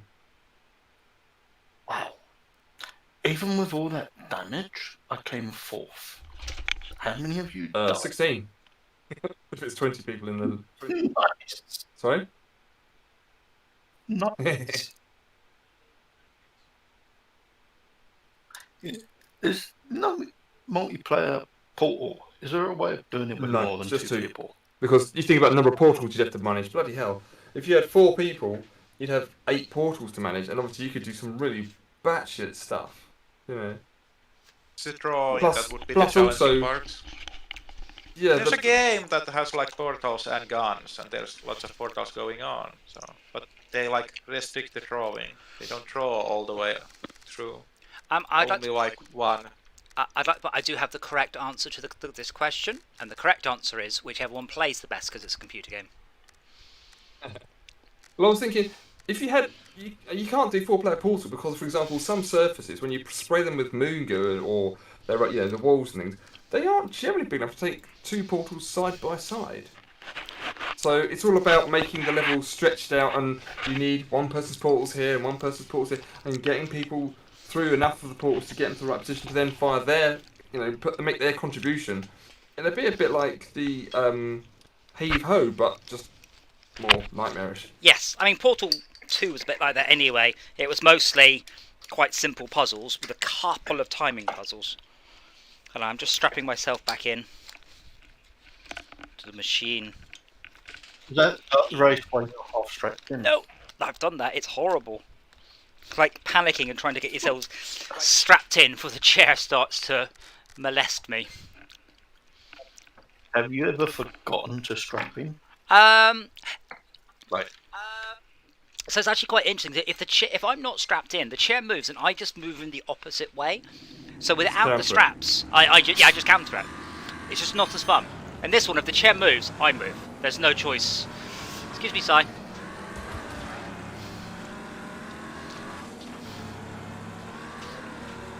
You're excused. Sorry, you were just slightly in the way, so I had to... Good God, Ridsam's gone. Okay, he's gone right. Yeah, on my screen, you didn't touch me. Oh! Found him. Oh! That had to hurt everyone. Oh, I'm out. Excuse you. Oh, no, I'm okay. I'm okay. Oh, it's still going, it's still going. I think there's something to be said for not doing the loops at either end at speed and taking them slowly on the inside. Yeah. Survival strategies. Well, So I'm in internal view, so when I'm on the wall, I can't look up. So I can't see very far, like time-wise, in front of me. Ritsan's a bit cocked, by the way. He's got very low health now. Apologies. He got squished. Oh, Ritsan just got completely mullered by some AI there.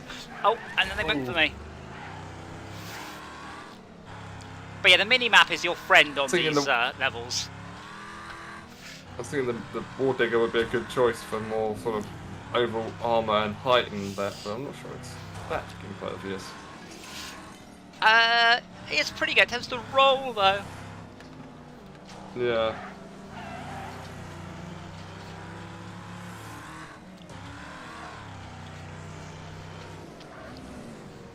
I have my right front wheel, left front wheel, and my left back wheel, and my center wheel. Oh, sorry. Oh, crap.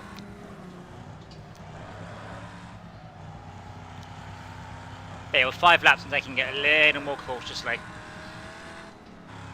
And then everyone is just barreling towards me at absolute full speed.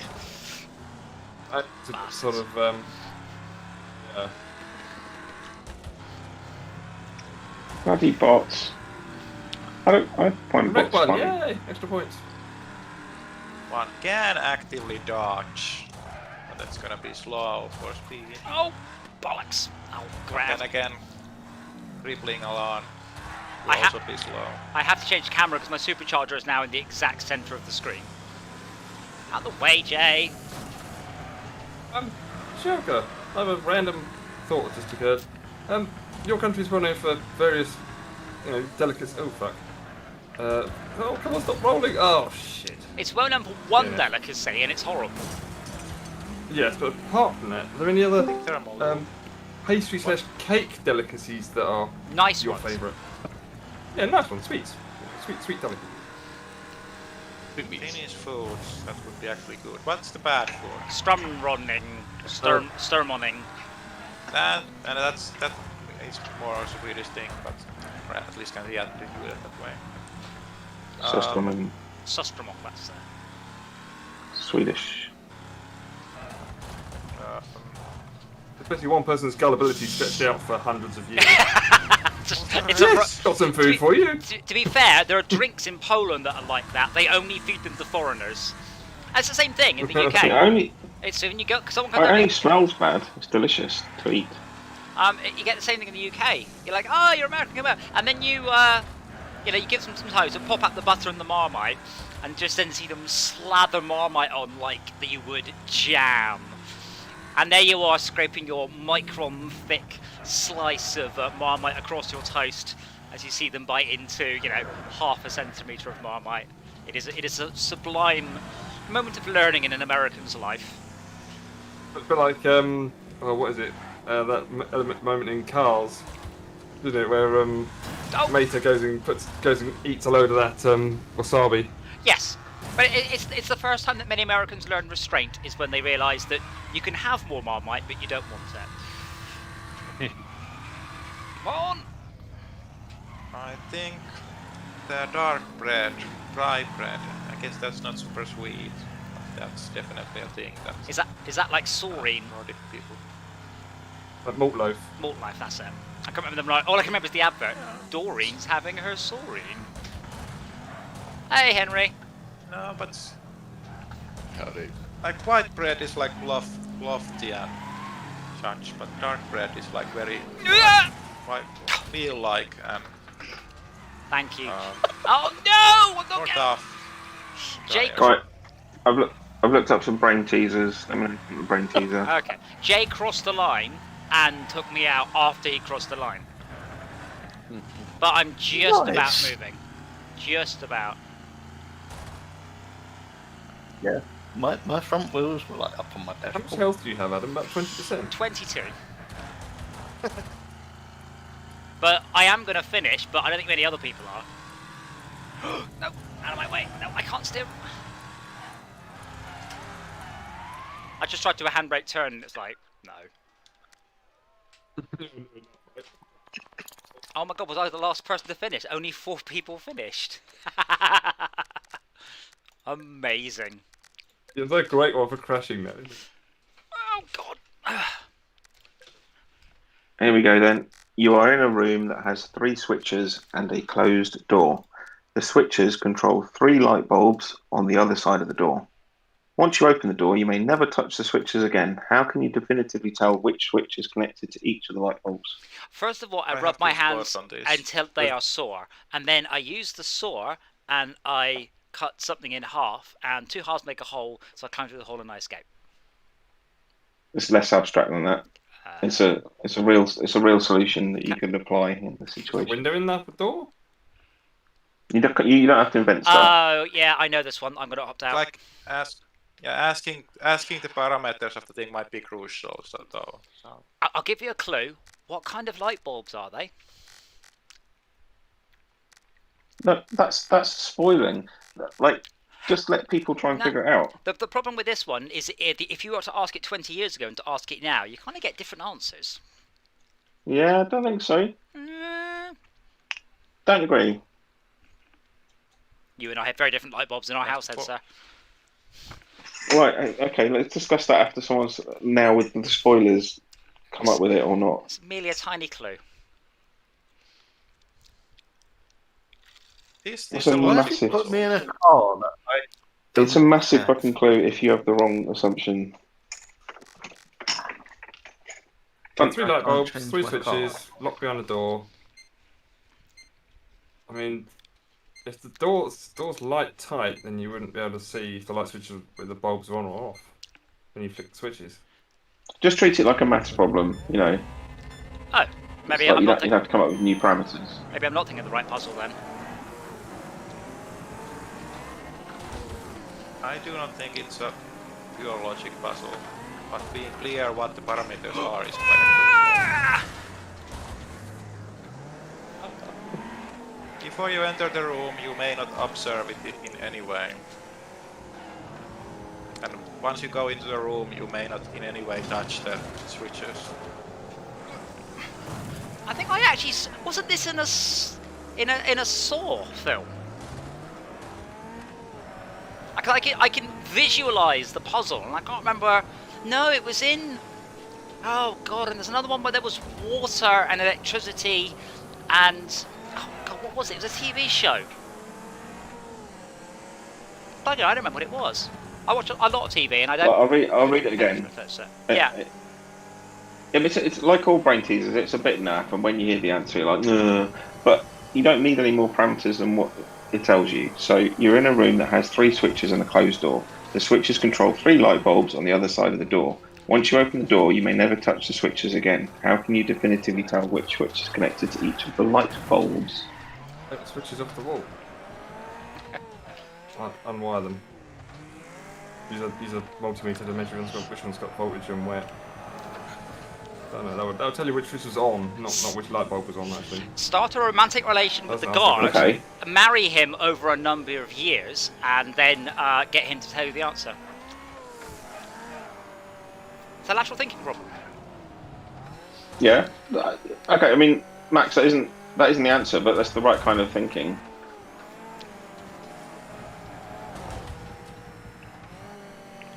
I'm trying to remember where I know this puzzle from. I've seen it acted out. Maybe one light switch is red, one light bulb's red, one light bulb's green, one light bulb's blue.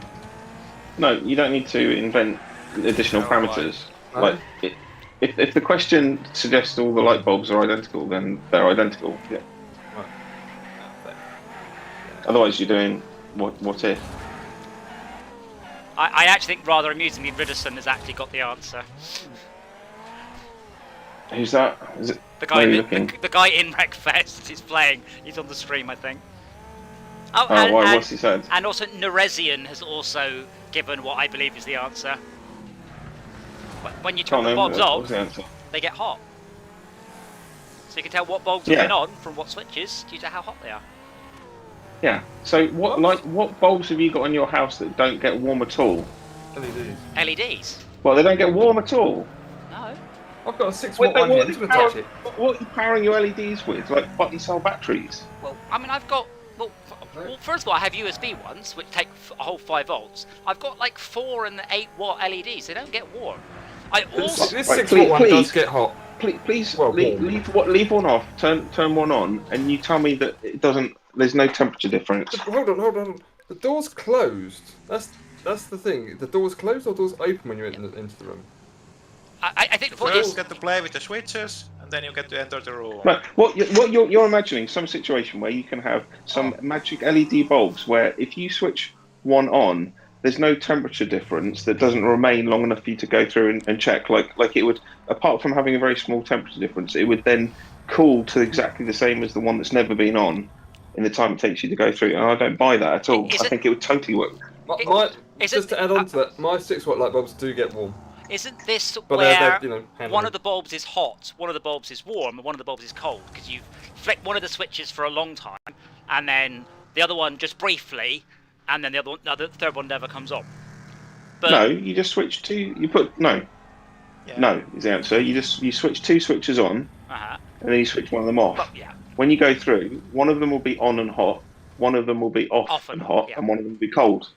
I do actually have not here. I'm obviously strapped in. I do actually have a thermometer. I've got a nightlight, and I'm absolutely sure it does not get in the slightest bit warm. Conversely, This is not a logic board, so... Night lights don't get hot Yeah, because they use such little energy. But the ones you normally use to light your room. I also have a 200-watt LED that has the most insane set of heat sinks on the back of it, and it is like the sun has just turned on. Right. Well, anyway, I still think that I don't think you have to go back 20 years to read this question and just think about light bulbs, not 1-volt nightlight LEDs. The thing is, these days you kind of don't worry about the temperature of a bulb. Like, I can take it straight out. I don't but if you go back a few years, obviously one of the things you really worry about is melting the glass to your skin. It's just it's an amusing. I mean, I've seen it in a TV show. I just cannot remember what on earth it is, unfortunately. Yeah, I totally agree with you that they don't get as hot as they used to, and you can take them out shortly after turn them off, or immediately after turn them off.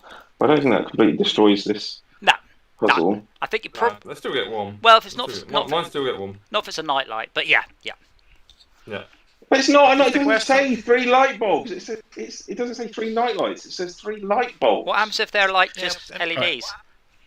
And it's not the logic puzzle because you have to be able to know what a light bulb is. If you just ask that there are 3 lights, then there would be insufficient information, or it would be ambiguous. Right. Yeah. Your LED nightlight has most probably got about 10 LEDs in it, with higher rating capacitive resistors. Yeah. So even though your nightlight running at 4.5 volts, it's not putting that 4.5 volts through to every single one of those LEDs. Therefore, it's staying cooler, which means it's going to last a lot longer. Whereas if you only had one LED running at full voltage and full ampage, without a resistor in, it's going to be mega fucking bright. Yeah, I quickly as well as get very hot. I actually was it Big Clive got some of the special LEDs from Dubai, because the ruler of Dubai basically went all LEDs have to be supervision and last for 20 years, done, or you don't sell them. So Philips had developed a different type of bulb just for the Dubai market that you're not allowed to sell anywhere else. Can I change my car? Can you go back, Adam? Yeah. I bought when I moved into this house. I bought a whole bunch of light bulbs. I was like, "Fuck them, incandescent shit. I'm going to change them all in one go. I know exactly how old they are. Great." And I changed them all. And then there's 2 on the stairs. There were 2 slightly different manufacturers, and they didn't like being switched on, switched off as much as the others. So they went in the bin after about 2 years, I think, 18 months. Oh, blimey, as long as I expected. But the other manufacturers was fantastic. So I just had a couple more of those spare anyway. So. I just plugged them in and job done. Very happy. Now, it annoys me that that Philips are capable of producing light bulbs, LED light bulbs that are much, much more efficient and essentially last forever. They might as well last forever, but there's no... It's last for like 10 years. I mean, it's just... I mean, Big Clive did the breakdown, it's worth a watch. But it's annoying because they have no commercial pressure to sell it anywhere apart from Dubai. Every other country could mandate this law. Dubai isn't special.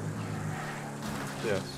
I mean, I thought the UK had mandated that they weren't going to have incandescents. Yeah, some time ago. Yeah, but I mean, that's like vaguely saying, instead of banning petrol cars, we've just vaguely gone, we'll give you a small percentage towards buying an electric car. It's that's, it's the usual sort Nudge. of wishy-washy.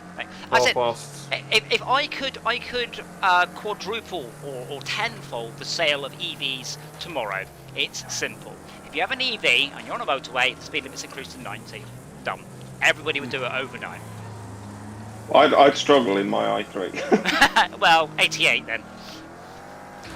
I think it's 92 or something like that. Maybe downhill with a tailwind. But yeah, you know what I mean? Like, if you offer an incentive like that, you will. But it's going to be. I think. I feel like Yeah. incandescent bulbs are always a bit of a racket.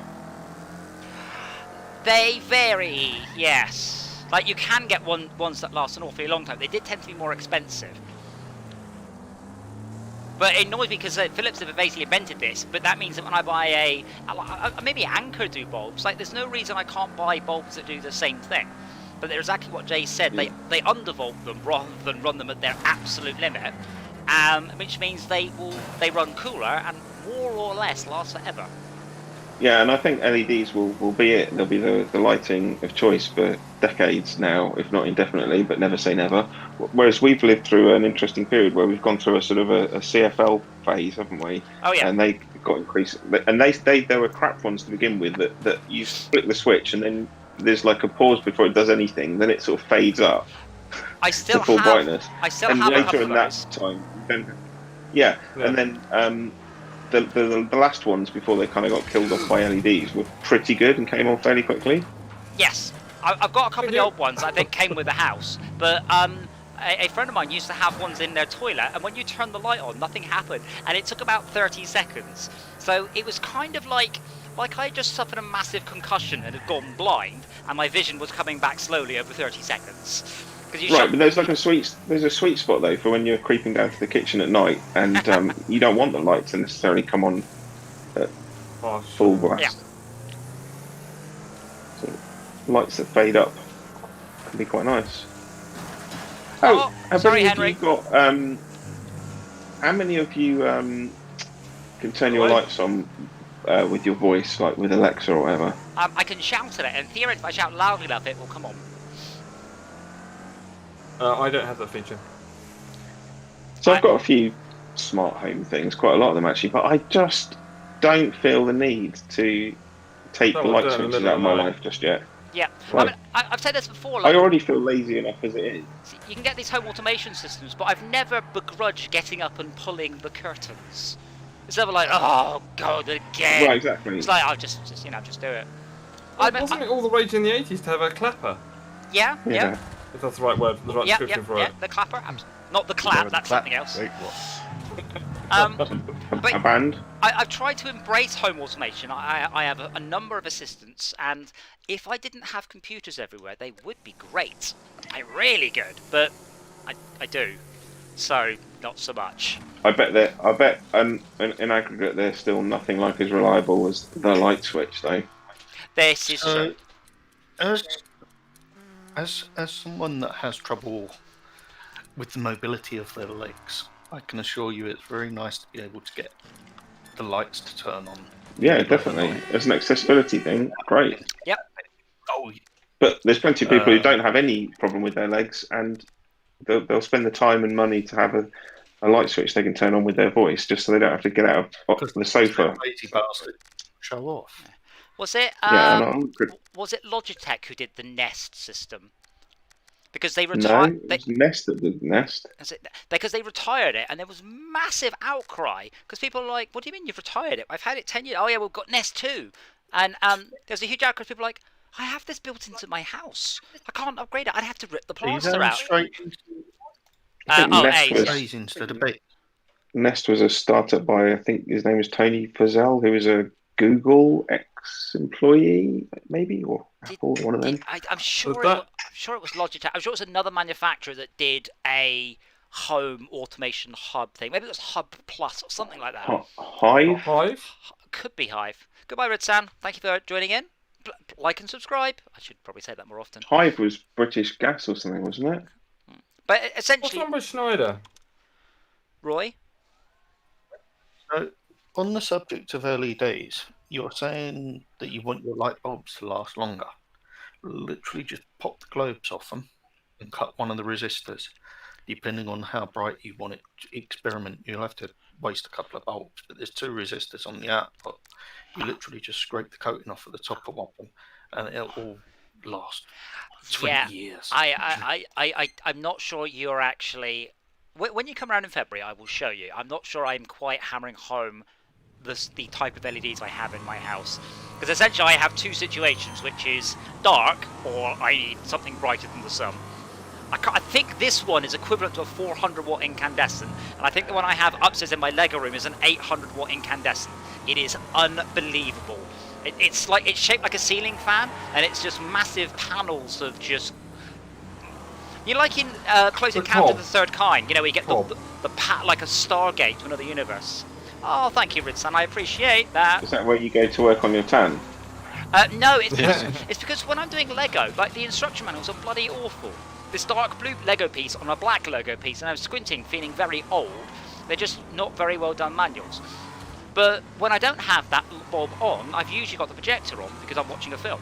So I don't have a situation where I need, like, nice lighting to read a book or anything. It's either eye-searingly insane, or... Well, that is nice lighting to read a book. Just a book's a manual. Yeah. And just detail work in general, or like repairing something. 60 watt light bulb. Still on a 60 watt LED light bulb, so I don't know what you're doing wrong. Huh? Oh, Shelka! No, like, the Lego books are particularly poorly printed. Like, they're quite dull colours. Really? Yeah. Like, it depends on the set. I've never had a problem with them. Sorry, you're having such difficulty with them. No, I mean, remember, I've done quite a lot of Lego, and they do vary. It's the dark greys, the blues, and you're going, I can't see the outline, and then you're looking at the image, and it's just... Remember, I'm doing a lot of the 16 plus sets because sure you're not your knackered old. No, it isn't just lights, me. bulbs. No. Well, no, because your bulbs. No, because I have good bulbs. There's that one you had. I remember had in your computer, and you're insisting it was like 150 watts. I'm like, it doesn't. It's not. It is. It doesn't seem like that to me. I'm sure you. But maybe that's the problem. It may be worn out and not firing 150 watts. No, it's inconsistent. You've got no. No, it's not 150 watt LED. It's equivalent to. It just felt wrong to me. You know, I don't have any way of measuring it. You don't have any way of measuring it. We're just arguing about a number printed on a piece of 10-year-old equipment. So. No, but these bulbs are all new. My bulbs are new. You know, a couple of years old tops. And they are nice and bright. They're right.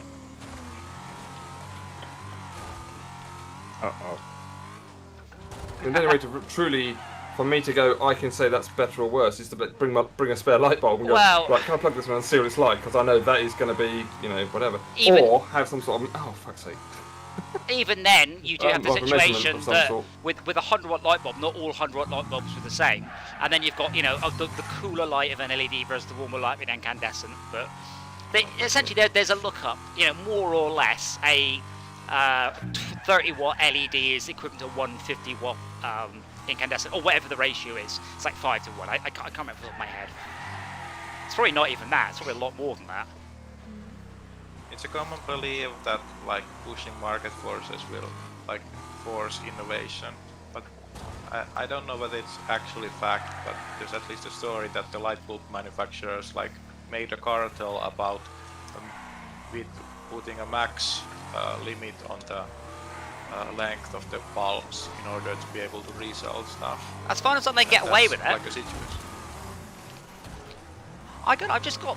Yeah, but the market incentives are that they should do the cartel, when in some areas it's less, or having an innovation will sell the product more, but it can backfire. This is why I'm so pissed off. Dubai have mandated these awesome bulbs that have super low power use, super long life, and Philips don't sell them anywhere else. You can't get them anywhere else. They don't export them outside Dubai, and that pisses me the fuck off that there is no market.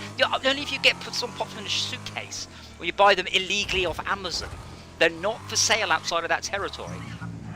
And that annoys you have a friend that lives there. Yeah, but that annoys the piss out of me. The point is that Philips could sell this, but they don't want to because there's more money in it. There's more money in destroying the environment, and no other country in the world seems to give a fuck about that.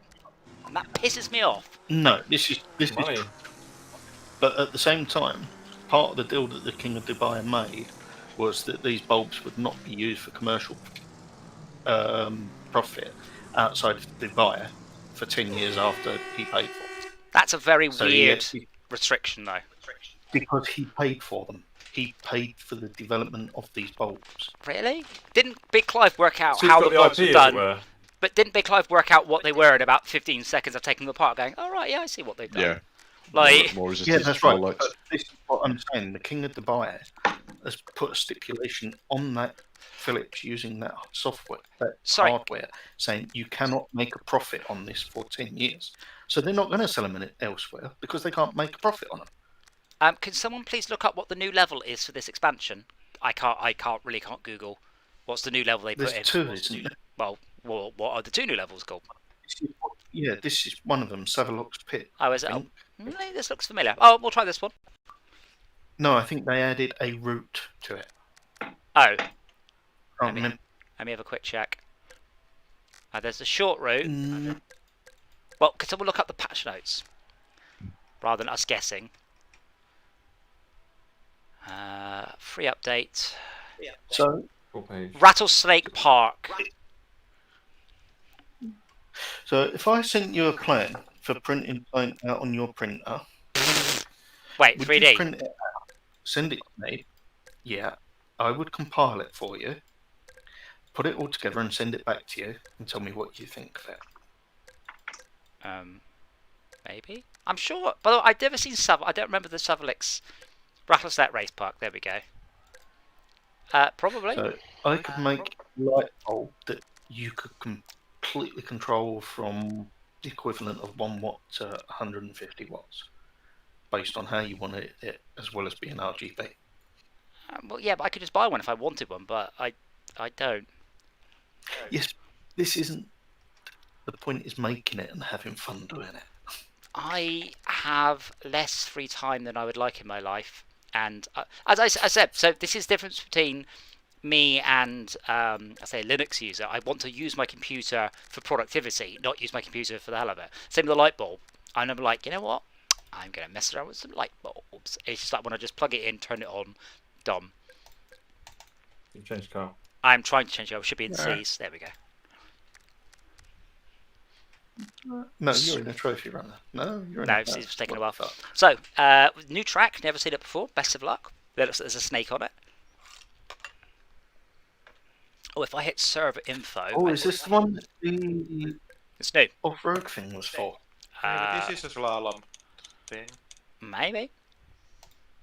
Named success.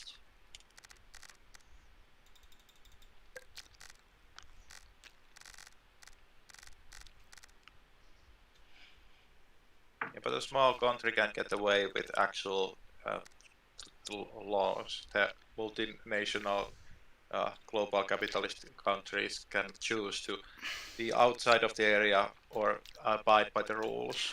But if anything that will actually like made structural changes to the big structures, then that would be a bigger issue. No, it wouldn't, because you're telling me if I was in charge of America and I mandated blah blah blah blah light bulbs, every light bulb manufacturer would go no, bollocks. One of them would go, fuck yes we are. I guess it would be a good change, but that would actually require like social change, and then the lobby power would be tried to be leveraged against anything like that. Yeah, well, All the, I'm sure that the like what they do with the oil and climate denial and such. that's a big jump. Oh my god.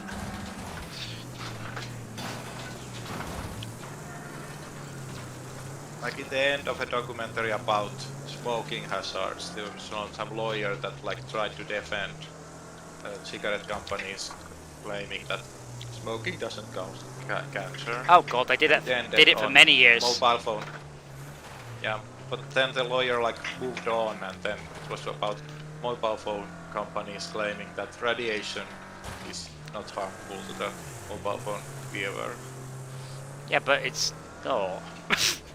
Oh no, no. That's at least not established.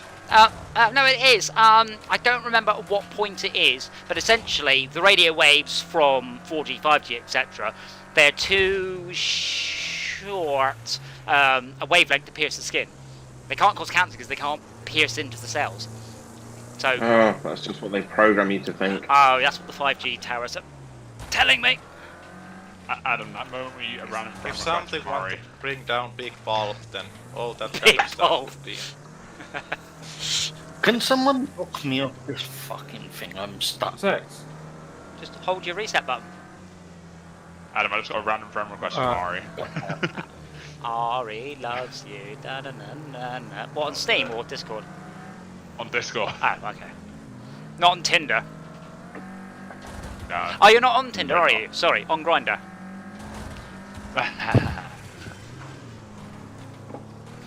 So are you going to meet up with Pringles Lady? I don't know yet. You should make up like outrageous boasts going, you know what, I can eat the last Pringle out of a can of Pringles with my tongue. But then when you show her, you just tip the Pringles can up over your face. If you can make a woman laugh, she's yours, Brett. That's the rule. And that's how you get restraining orders. What, by making women laugh? And then claiming it's yours. Well, yeah. sorry, not claiming ownership of the said woman. That would be weird. Haha, you giggled, you're on mine. Yeah, get in the back. You're my wife now. My wife. My wife. Corners. The jump on the track, that fall is absolutely horrible on the motion platform. But suddenly you float. You're like, well, you just tilt downwards a lot, Ooh.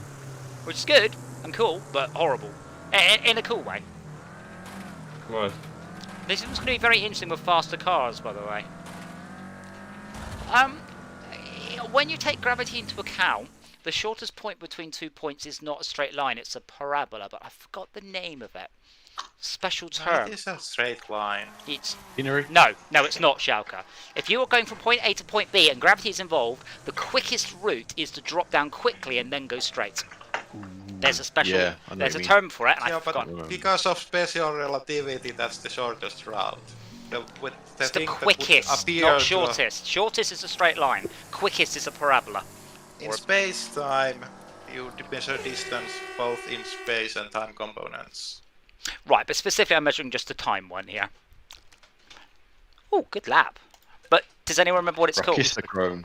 Baristachrome. Oh, I've unlocked a new car. Brachistochrome, I think. I don't disagree. I literally don't know. I can't wait to do that with the Thunder Cunt or whatever it was called. That's not what it's called. I wish that was what it was called. Is there a four-wheel drive B-Class? I guess I could mod one. I might go with the Razor because it's front-wheel drive and that level's quite twisty.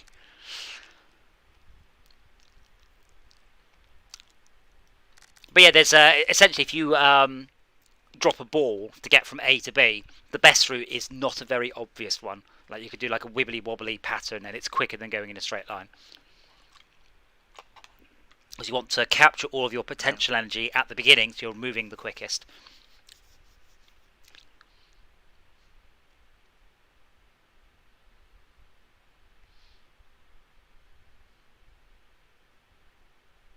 So I only did one logic puzzle, but that was definitely in a TV show. I've definitely seen actors do that puzzle, and later on in the same show there was one. It was about water. And electricity was touching the water, but I don't remember what it was at all. Wasn't Crystal Maze or some shit? Was it? No, it was a Brainiacs. fictional show of some sort. Unless Brainiacs is a fictional show. Having people try puzzle for real that involves electricity. No, it was quite definitely. portally. Well, so the fun thing about Crystal Maze was, if you ever watched Crystal Maze, and if you notice when you're watching Crystal Maze, you don't see the cameraman in the room. So when they did the puzzles in Crystal Maze, they'd film them twice, sometimes on different days, and they would force the person to do the same thing again with the cameraman standing in the room so they could get the footage. So if they screwed it up on day one, they had to screw it up the same way on the second day of filming with the guy in the room. So that puts a whole new light on it when you actually watch it now. Crystal Maze, not even once. Really? Or is it a crystal That's better? no joke. Ah. The Richard Ioardi stuff is great as well as the Richard O'Brien stuff. I am your shelter. To sprinkle in bread, right? Not get eaten by the. So I'm pretty sure if you slam on the brakes and then accelerate down, you'll come out going quicker because of the barista chrome. Yeah, I reviewed about Well, 10 make more, coffee. brain teasers, and they were all awful, and you wouldn't like them. They were just like silly gotcha things. Even Well- more so than the first one.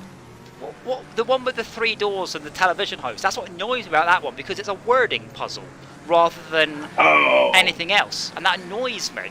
No! Yes. No, it isn't. Are you talking about, The- I don't want to get into this one. But whether or not um, you should open, whether or not the question is whether or not you should change based on your first Yeah. one, and the answer is yes. But the answer is it's a stupid answer because what has happened in the past does not affect now. So it's a Weasley question. That's why it's so confusing. It's called the Hawthorne problem or That's something someone, like yeah, that. that sounds very right. Yeah, no, I don't. I don't think it is. It's not a semantic thing. It's not like if you understand, there's a real problem there.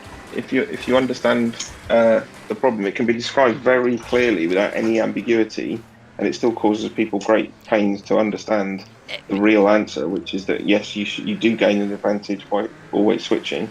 But this is the thing. You don't get advantages by switching. That's not the question. The question is related to your initial choice. And if you take that into account, yes, the physical probability says you should change.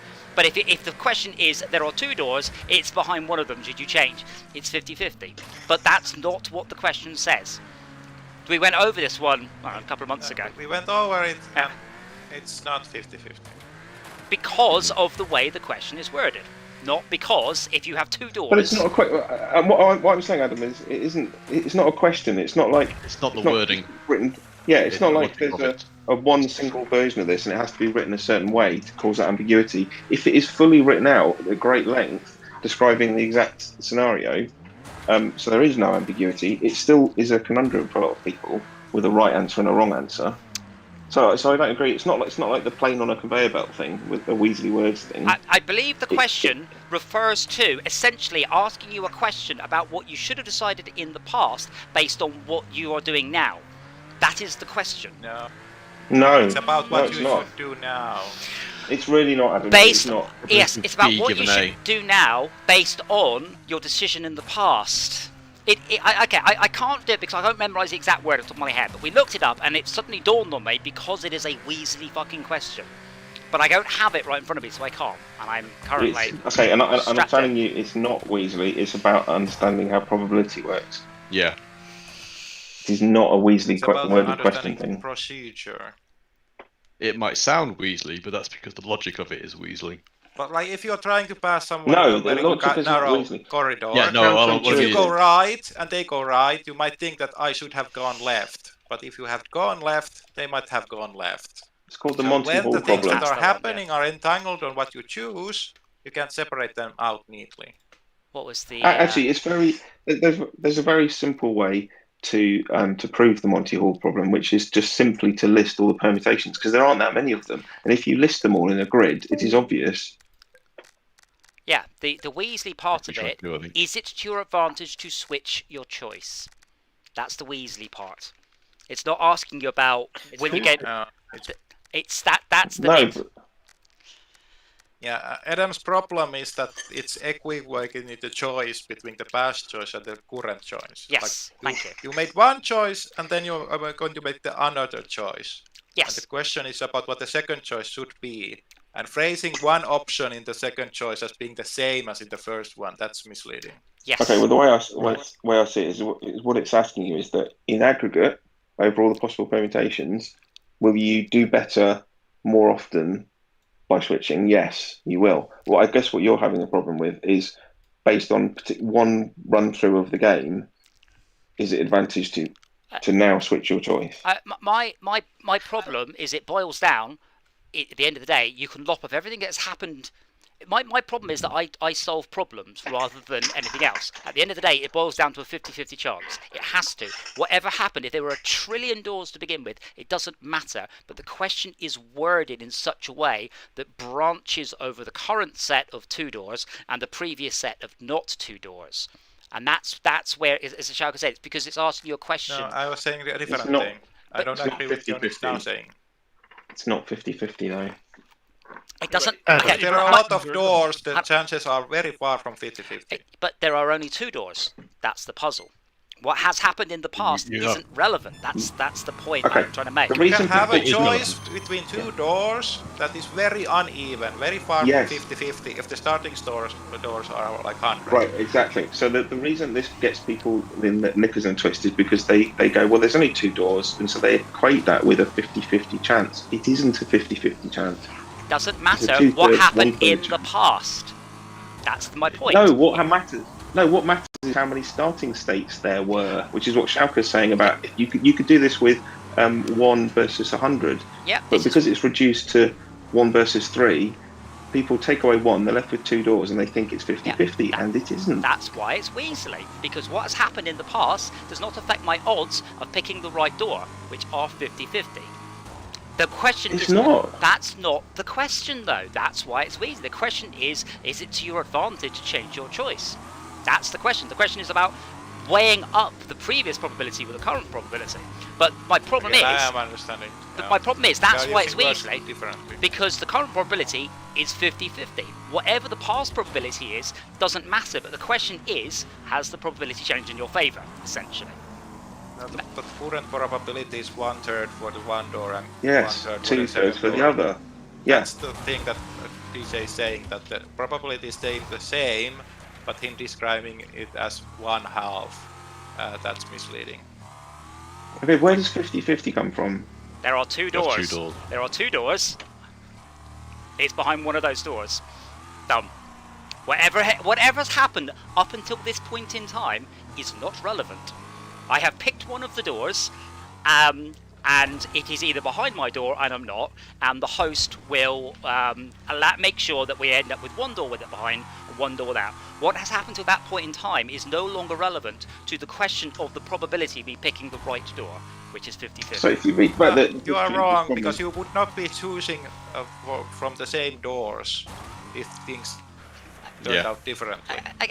Yeah, people dig Therefore, your themselves into a assumptions big. fail. People dig themselves into a big 50-50 ditch with this question. The history of it's quite interesting about the lady that wrote the column in the newspaper, and she was inundated with people, even quite intelligent people, insisting that they were right and she was wrong. Yeah. And even when it's explained to them, they still dig their heels in.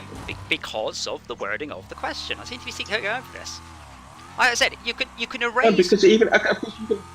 Even what I'm saying is, even if we could rewrite the question so it's to your satisfaction. Sure, and there it are doesn't two. make it There are 2 50-50. doors. What are the odds of you picking the right door? There are no 2 That's not the doors. question, You have.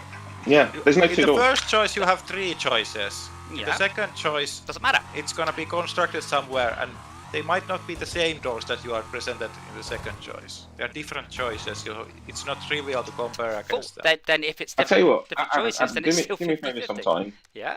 Do me a favour sometime so we can have another conversation about this at a later date, because I'm not going to convince you and you're not going to convince me. But when you get a chance, go and read this with an open mind. Forget what you think you know, and forget what the thing you're so sure about. Start from the basics, do the fundamental probabilities, work it through, and you'll realise, unfortunately, that you're wrong. What you're saying is wrong. But the problem is, I have done Can I this. just say something? Yeah. But this You're is what both people wrong. who are writing to the newspaper were saying. They're saying, I've got a degree in statistics and I've worked it out, and they're just wrong. Yeah. As I said, the all But falls the down. Adam is here wrong. Like, in the all- first choice, the chances are 1 in 3, It and doesn't those ma- stay fixed. It doesn't But- matter. This is my point. Whatever has happened in the past is irrelevant when you are evaluating the probability of the current situation with no outside influence. That's the point I'm trying to make. If I were to try and solve this problem in a game, and I have solved similar problems, what was previous, I don't have that state anymore. It's not relevant. The question, as I said, is a slightly Weasley question that takes into account the original probability, which is whatever, and the current probability, which is whatever, and asks the question: will you improve your is it to your advantage to switch your choice? Yes. So it's taking into account the past probability and the current probability. It's a Weasley question. That's my problem. It doesn't start with. But the problem doesn't start with there are 2 doors and there's a prize behind one and not behind the other. Yeah, because that's not the question. My point I am making is, at the end of the day, it is a 50-50 chance you've picked the right door. That is not the question. Originally, it is a 1 in 100 or 1 in 3 or whatever. The question is about the relative change in probability. But that's my problem with it. It's being sneaky in its wording. The probability of me picking the right one from behind 2 doors is 50-50, regardless of anything that has happened in the past. But the question is not, what is the probability of you picking the right one? It is about change in probability. Here's the version. You win into 2/3 of the time. You can systematically win by switching. Yeah, exactly. If you played the game over and over and over again, you would win more often by switching. Do you agree with that? If I played, I can't change my car. Hang on, the whole game. Yeah. So if you play, I'll read the way it's written on Wikipedia because it's quite short. Uh-huh. Suppose you're on a game show and you're given the choice of 3 doors. Behind one door is a car. Behind the others, goats. You pick a door, say number 1, and the host, who knows what's behind the doors, opens another door, say number 3, which has a goat. He then says to you, "Do you want to pick door number 2? Is it to your advantage to switch your choice?" That's my problem. So it isn't a 50-50 problem. No, that's my problem. My problem bit, right, at this point, what are my chances if I stick of getting it? 1/3. There are 2 doors, I have 2 choices. Explain to me how that's 1/3. Again, you're conflating... You chose that door when there were 3 choices. So what? So that's the likelihood of it being the car. That's my likelihood in the past when there were 3 doors. What we're talking about here is a probability problem where you are storing a previous state and applying it to the current probability. As again, the question is, should I change? Because yes, there was a 1 in 3 chance and now it's a 1 in 2. I get that part. My problem is, I don't deal with vagueness in computer programs. I don't deal with vagueness in probabilities. I deal with hard numbers.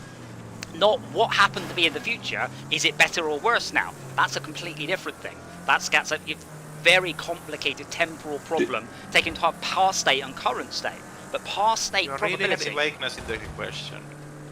There's no vagueness. Do you agree claim that... of like 50-50 chances. That's No, tripping you up, and 50-50 I don't see where doesn't it's come into coming it. into a picture. It doesn't. Do you agree that you should switch to win more often, Adam? Do I agree I should switch to win more often? Like if you given this scenario, if you played this out over and over and over again. Yeah, because that's different, because that's a 2-part question. That's about passing the first, because it's about passing the first part of probability, 1 in 3, and then the second part of the probability, 1 in 2. That's a different question. And that's more complicated. How it's not. Okay. So do you understand that the host of the game show doesn't open the door and show you where the car is? He knows where the goats are. Yeah, he shows you where there's a goat. He always shows me one of the bad doors. Yes. Meaning at the end of it, there's 1 good door, 1 bad door. Yes, but that doesn't mean 50-50. It means if I hold on. Okay. Try and explain to me how there are 2 situations, one of which is, if I walk into the room, right, after he's done the first bit, I shoot the original contestant, and I get a chance to pick the correct one, it's a 50-50 chance. If you know which one the original picked. No.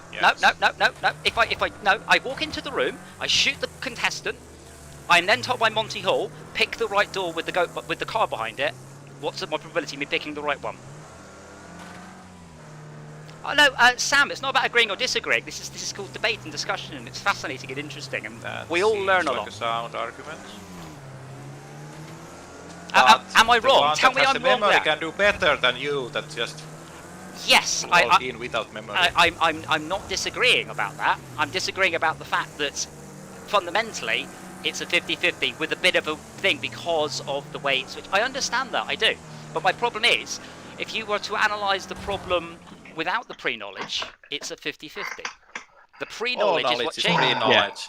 If you All could of see, it- if the doors were glass and you could see, then the car is only in one place. It's not a quantum superposition or anything fancy. The car is 100% somewhere. Yes. And Yes. all the ambiguity becomes from lack of knowledge. And if The you way I like, just throw read it away out- knowledge, of course your probabilities are going to change. Yes. I The way I understand. just read it out tells you everything you need to know. Yeah, I understand. There's no ambiguity. I understand that it comes from the fact that the host specifically chooses one of the valid doors. I understand that is what is focusing the probability in.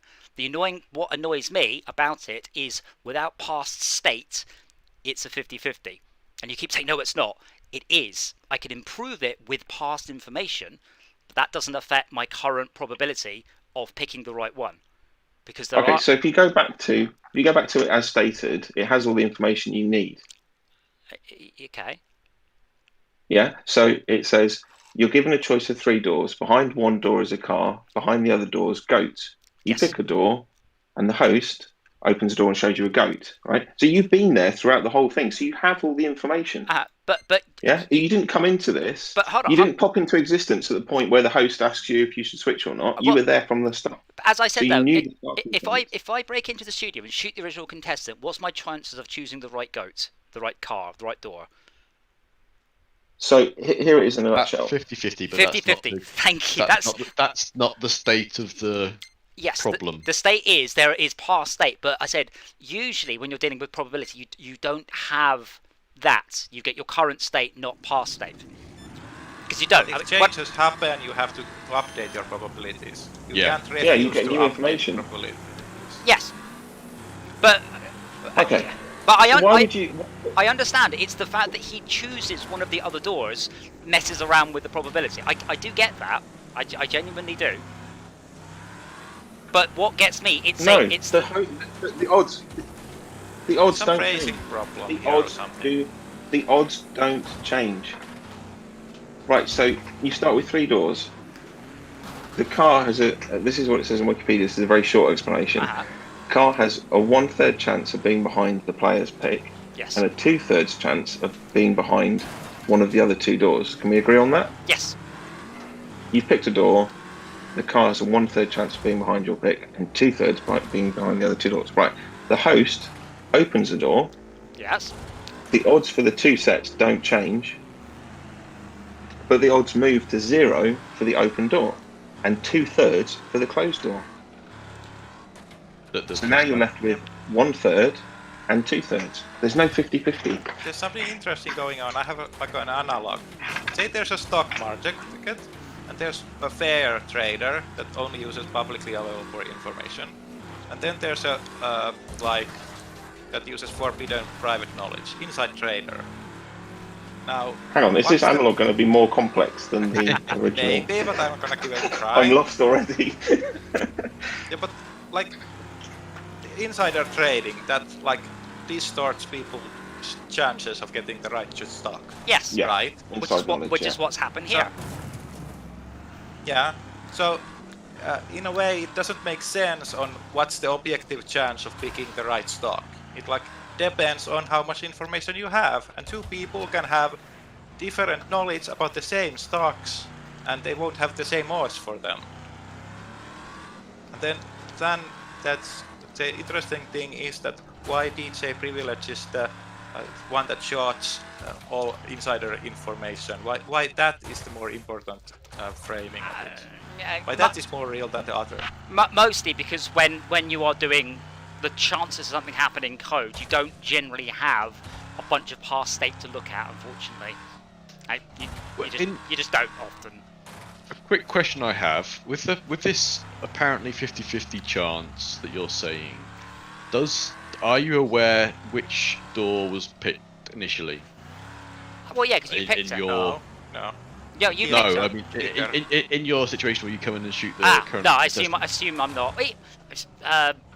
Do you know which door he chose, or she chose, or they chose? I mean, you could either assume that I do know, and I wasn't paying any attention, which is the way of my life, or I don't know, and it comes to the same. Yeah, because if you don't know which one was chosen, that is then 50-50. If you are aware of which the first door was chosen, that is no longer 50-50. What happens if I'm not aware the- that the host will always pick a valid or a goat door?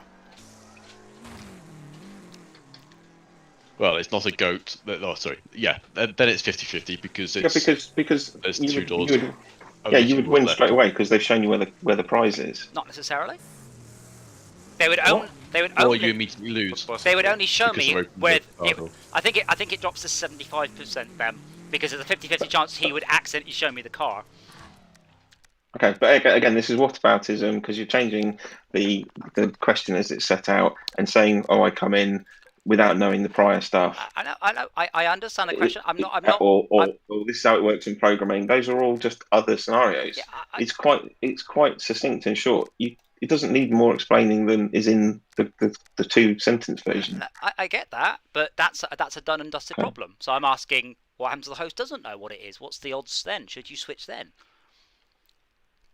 I'm inventing a new problem. Okay, so all right. Then Okay, I got the distinct impression that you didn't accept that the answer is you should switch. No, I do. It's to your advantage. I do. I've done it before. What got me when I previously read through it many times is I didn't twig that the question is carefully taking into account past probability and current probability and the fact that the host has inside information. I was looking at the raw probability of it, which is 1 in 3 and 1 in 2. Sounds like you misread it.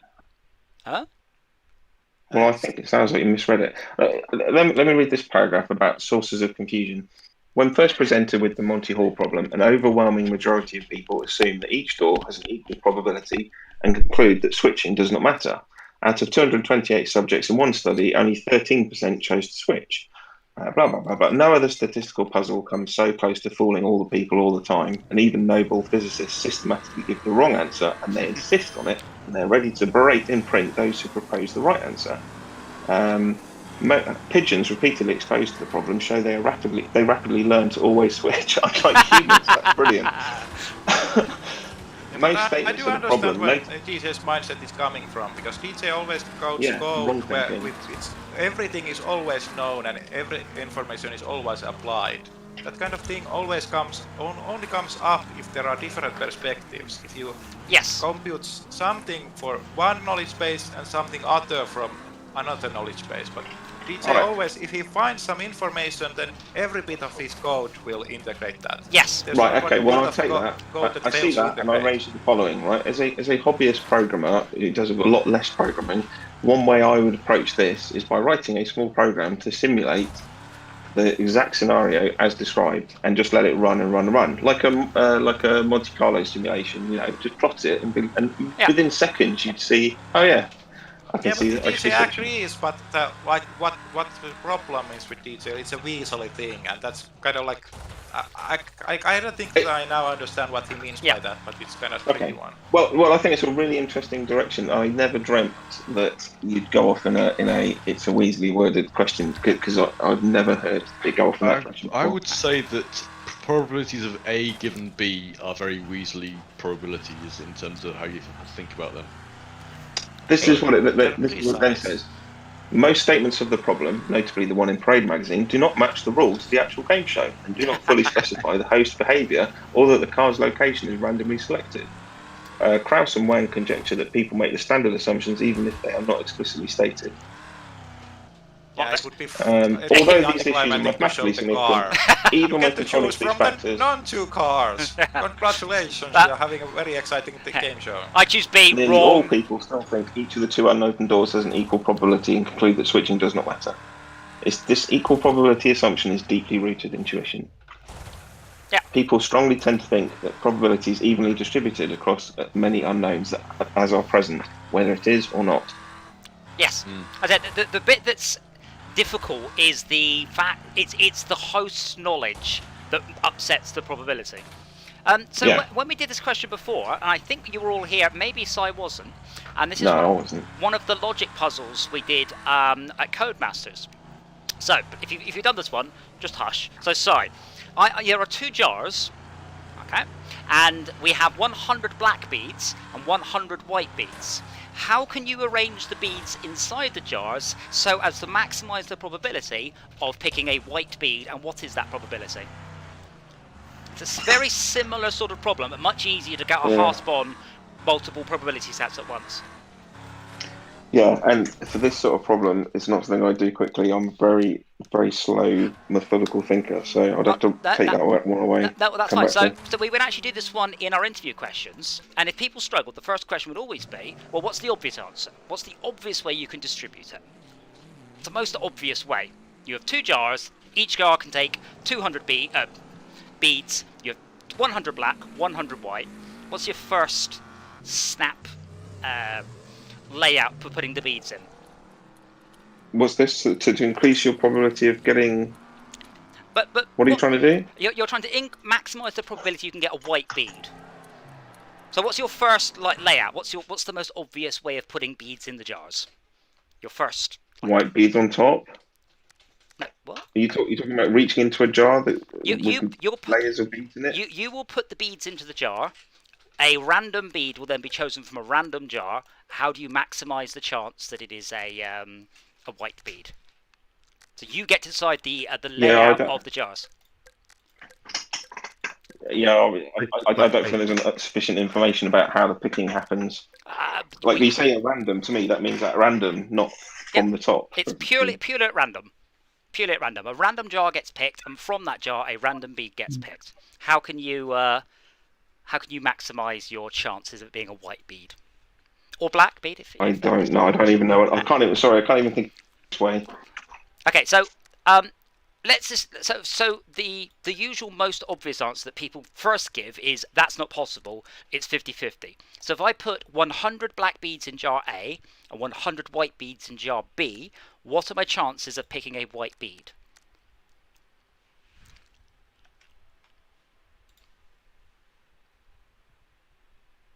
There might be a lot of harsh people around. That's people going. But we would do this one. The important thing was not about getting the question right. It was seeing how people attacked the problem. And it was one of the ones we used to use a lot. And I reckon we used to give them a couple of minutes, but 20-30% of people got it. Usually they'd get close. And if you're going to draw the jars, you're going to draw all 100 of them on a bit of paper. You can be there a while. Shaka and Jade, change your vehicles. Oh, Nerizian, yes, sorry. You have to put all the beads in the jars. You can't just chuck all of the beads away apart from the white ones. That would be cheating.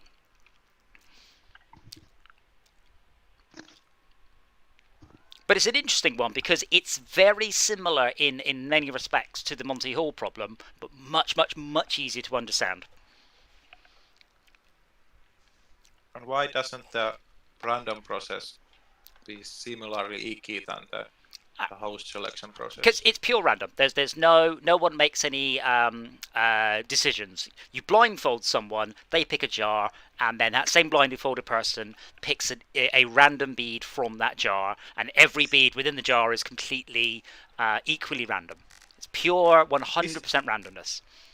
And is there an answer? There is an answer. Yeah. Door. Similar structure. No, it's there.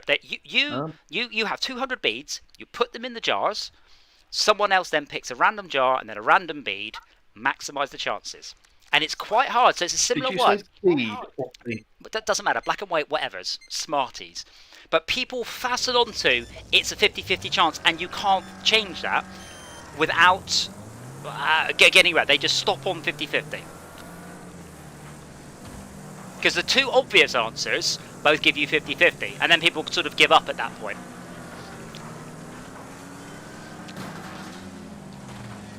I wish I could forget these puzzles. I'd like to do them again from scratch. So I have to do them vicariously through other people. Yeah.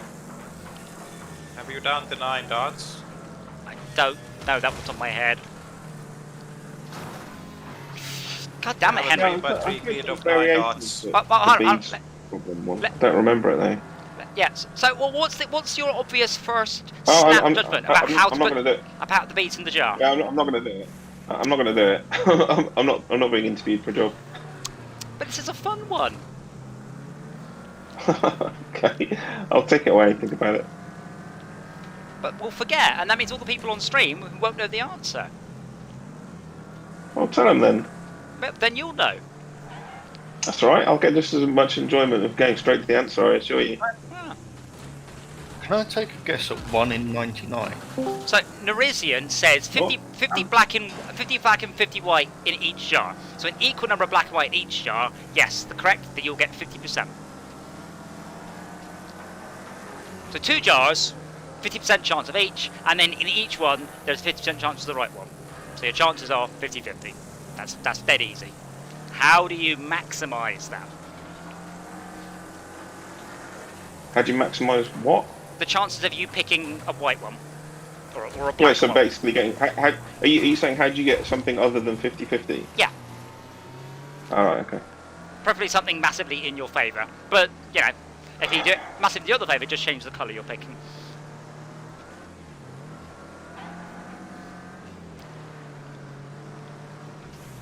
But if you were to fill one jar with white and one jar with black, what are your chances of picking a white one?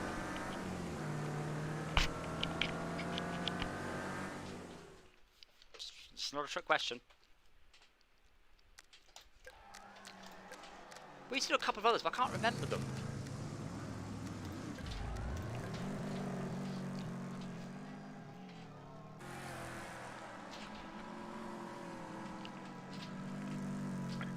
Yeah, at this point I'd probably go, I don't even want to work for this company. This is the smuggest bunch of assholes I've ever met. And walk out.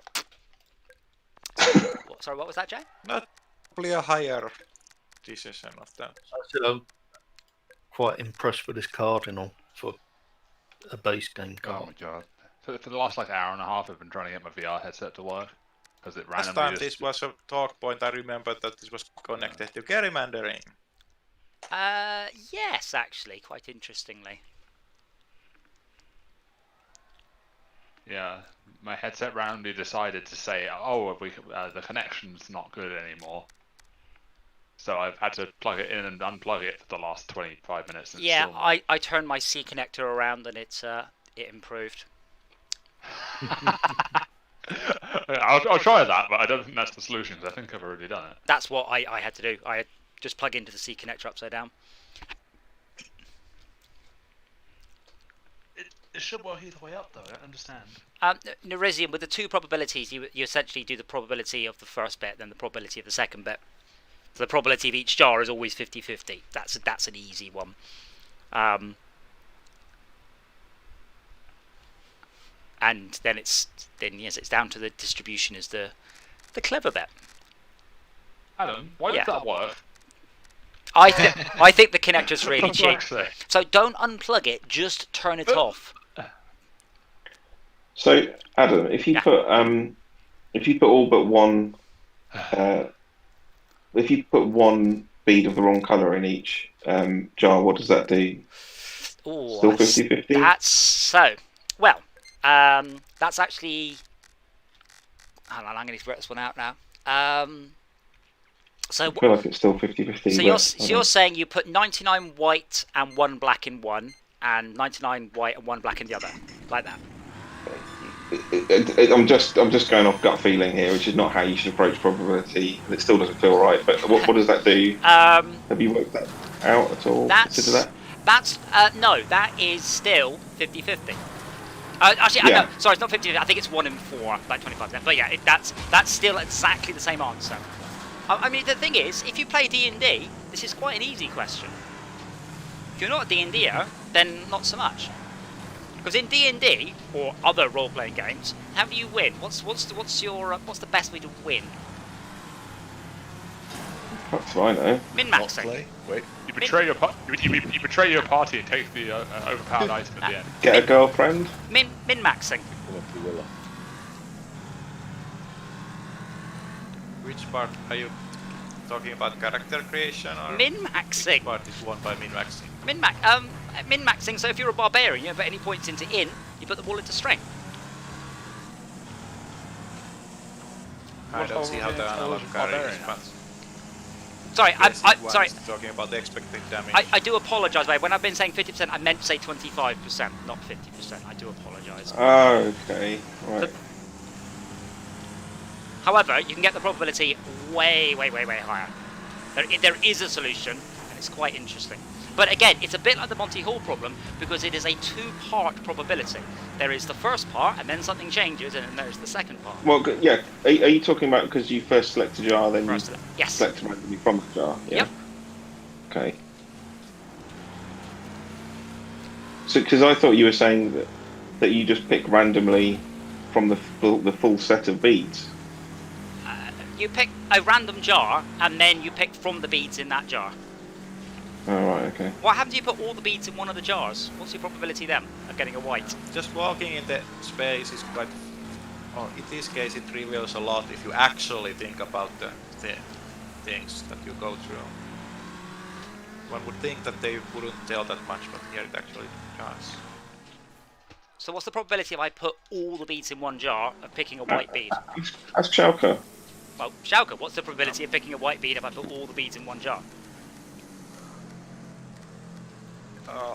All of them. All the beads in And one it's jar. a 50-50. No. What's my probability of picking a white bead? White bead 50. No. My chance is 25 because there's a 50% chance I pick nothing. There's nothing in one of the jars. I said I put all of it in one jar. So it's still 25. Well, how does? How do you pick what you can't? That's the point. So, but the chances. But if you are guaranteed that you get to pick.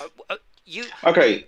So Adam, so you just put one bead in one jar and all the other beads in another jar. Well, because that way the jar with because the jar it's like a roulette table. The jar with most beads in it doesn't have 50-50 anymore because it's missing one.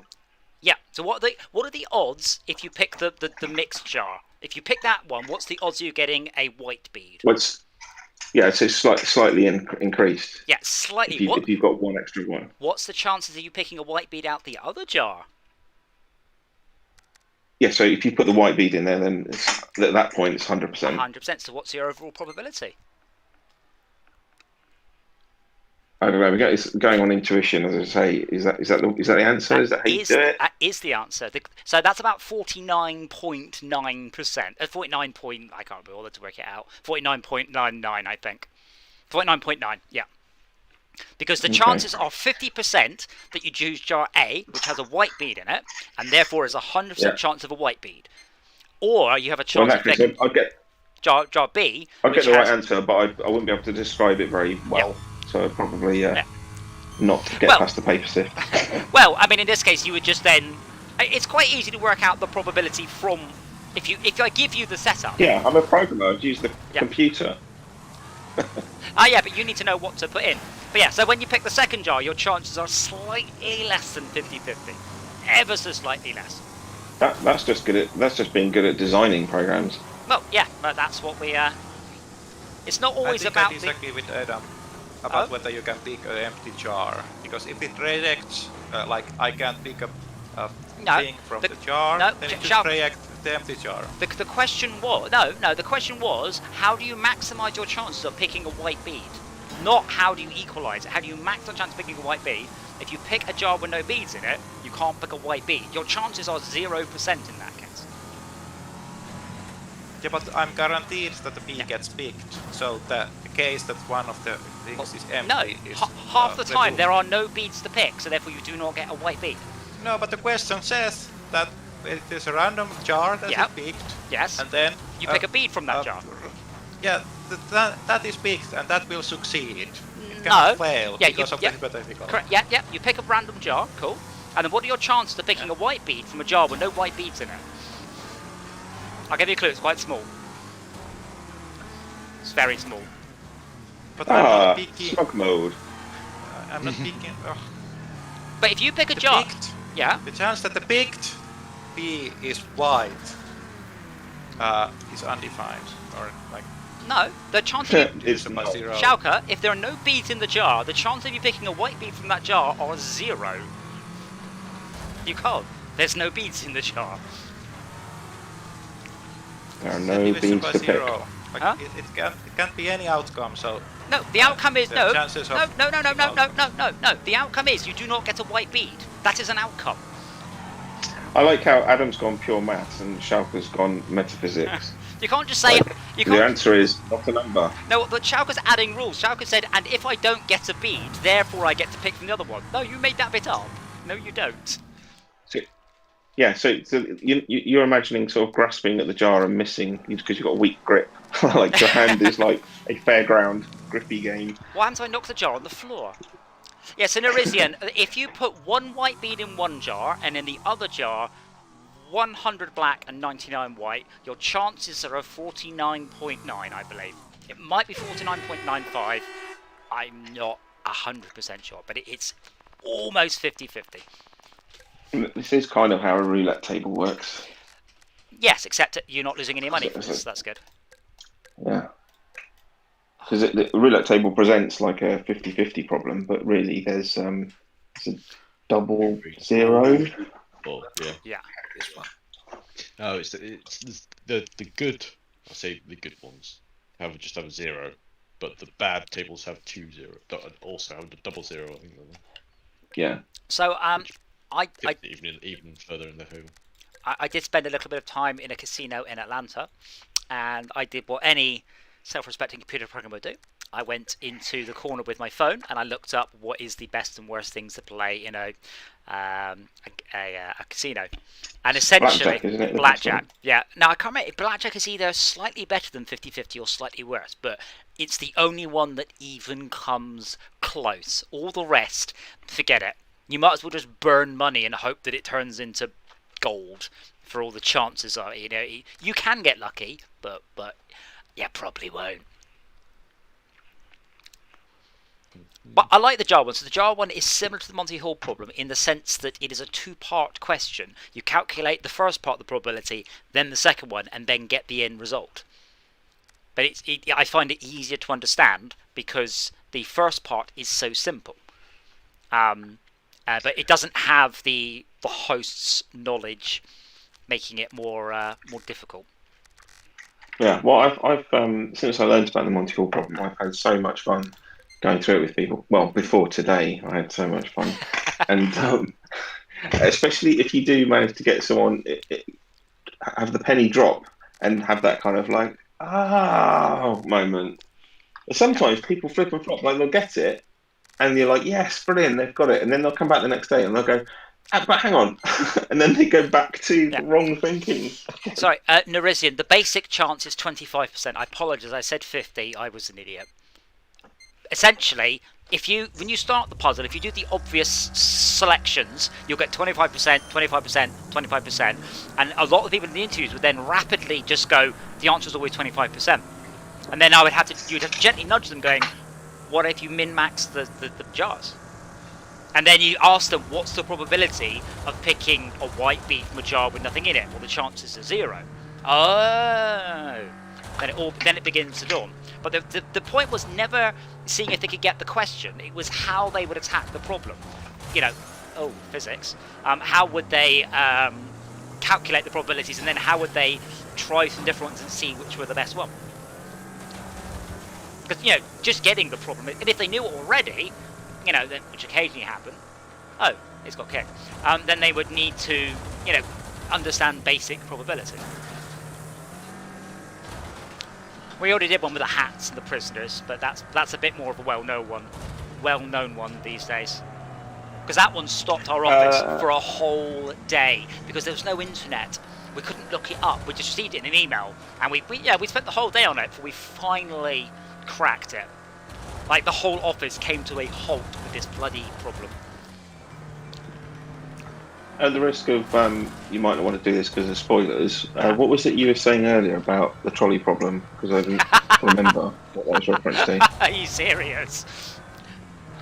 Yeah, go on. It's obvious. So in the last episode of Invincible, there was a Spoiler alert. A railed vehicle, a trolley, if you will, and having seen The Good Place and the various solutions to the trolley problem, it amused me. That one. There was a what? Do you know the trolley?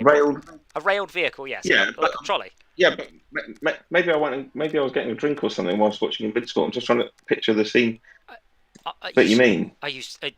Holy shit! Are you serious?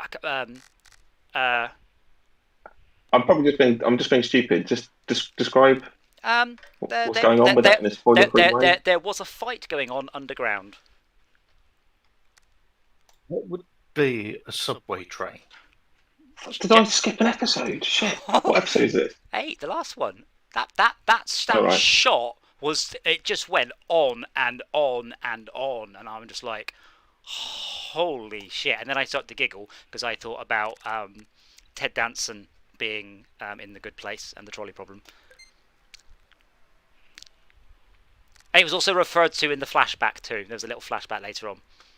Can we finish setting our cars before you start the race? Oh, God damn, how long do you need? I want to understand. Explain to me later so we can do it with spoilers. I will. Oh, bloody hell, it's I'm midnight. just forgetting what I've seen. I think you completely missed the whole episode there. Yeah, I'm not sure how you could miss that. That was, yeah. I think it was in Chicago. I had to say, I did pause at that point and go, is Chicago going to make it? I did like, I said I very much enjoyed For All Mankind because they do kill off characters. You're not confident that a character is going to survive, and I like that in shows. I don't like it when you're like, oh, and then they do this magic invincible maneuver, and you're like, there's no way anyone would survive. But in The Boys and Invincible and Game of Thrones and the other one I just mentioned, they do kill them off, and that's what I want. I want them to go, oh, you know, your favourite character, you know, you don't know they're going to survive till next week's episode. So I shall start with season 2 tonight of For All Mankind.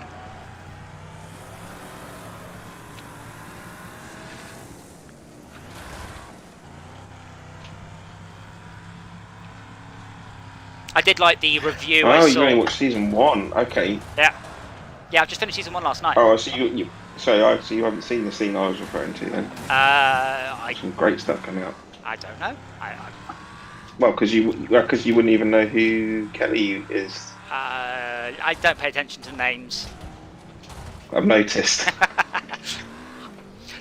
So this is one thing I like about Breaking Bad. Breaking Bad, to my mind, is one of the best pieces of television ever. So at the end of the first episode, you have a clear idea of who's good, who's bad, what's going on, what the stakes are, and what everybody's name is. So Walt calls Jesse in about every second sentence. He always refers to him as Mr. White. Now, I think films need to do this, because otherwise I'm like, no one's mentioned their name in like 20 minutes. Is that John? Jay? They should have name tags like multiplayer games. Also, yesterday, I realised, listening back to the stream, because you talked about someone with a magnificent moustache, you were talking about the Brakeman, weren't you? The Brakeman, yeah. Yeah, because when I said the main character, I was talking about, and I said explicitly, Andre Layton, the detective. But when you went Andre Layton, I went Professor Layton, and then thought about moustaches and the DS game and got confused. But he's not called that. Everyone calls him Detective. Yeah, if you like. Well, yeah, it was because you were asking me what I didn't like about it, and I was saying I just didn't think he was great in it. I haven't seen him in anything else, so I thought he was all right. Well, as I say, you should watch Hamilton because he's brilliant in that. But then everything in Hamilton is brilliant.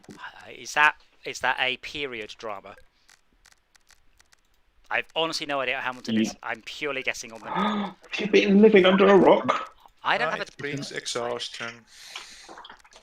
It what? It's I'm tired. No, well, this is the last one anyway, so that's fine. No, I've zero idea what Hamilton is. I don't know. It's a period drama, a police drama, something's at the moon. I genuinely have no idea. I've never heard of it. I know about the chess thing. I've not seen that. Have you got Disney Plus? I do have Disney Plus. It's on that. Don't watch it, Adam. You'll regret it. You'll regret every minute. But what is it? Roughly, when's it set? A musical about some dude called Hamilton. I haven't got a clue. I watched 5 minutes of it. Is it set in the Hamilton past? is a sung and rapped through musical by Lin-Manuel Miranda. It tells the story of the American founding father and Alexander Hamilton. Sounds shit. Is brilliant. Okay. I did notice, by the way, that also on is on Netflix is Shrek the Musical, which actually I haven't watched yet, but it actually looks rather good. No. No, it really looks rather good. So it's a film that the Broadway experienced all in 4K. Hey, there's some thing with the TVs hanging like some sort of chandelier above this map. Looks like Portal. GLaDOS, yeah. GLaDOS.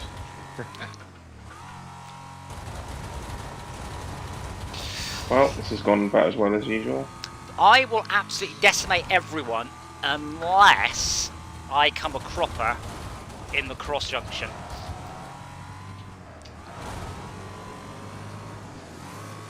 Right, 1 lap down, 2 to go. This car is superb on this level, it's so quick. And sometimes I can jump over people. Yeah, it has a disadvantage that I only get 1 impact. I think I'm coming up the lap side now.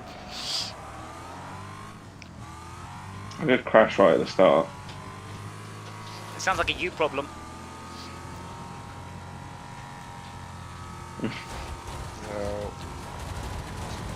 On your right. Thanks. Welcome. No, no! There, found you. Thanks for telling me where you were. It's alright, I'm still in first. But now it's getting a bit more dangerous down there.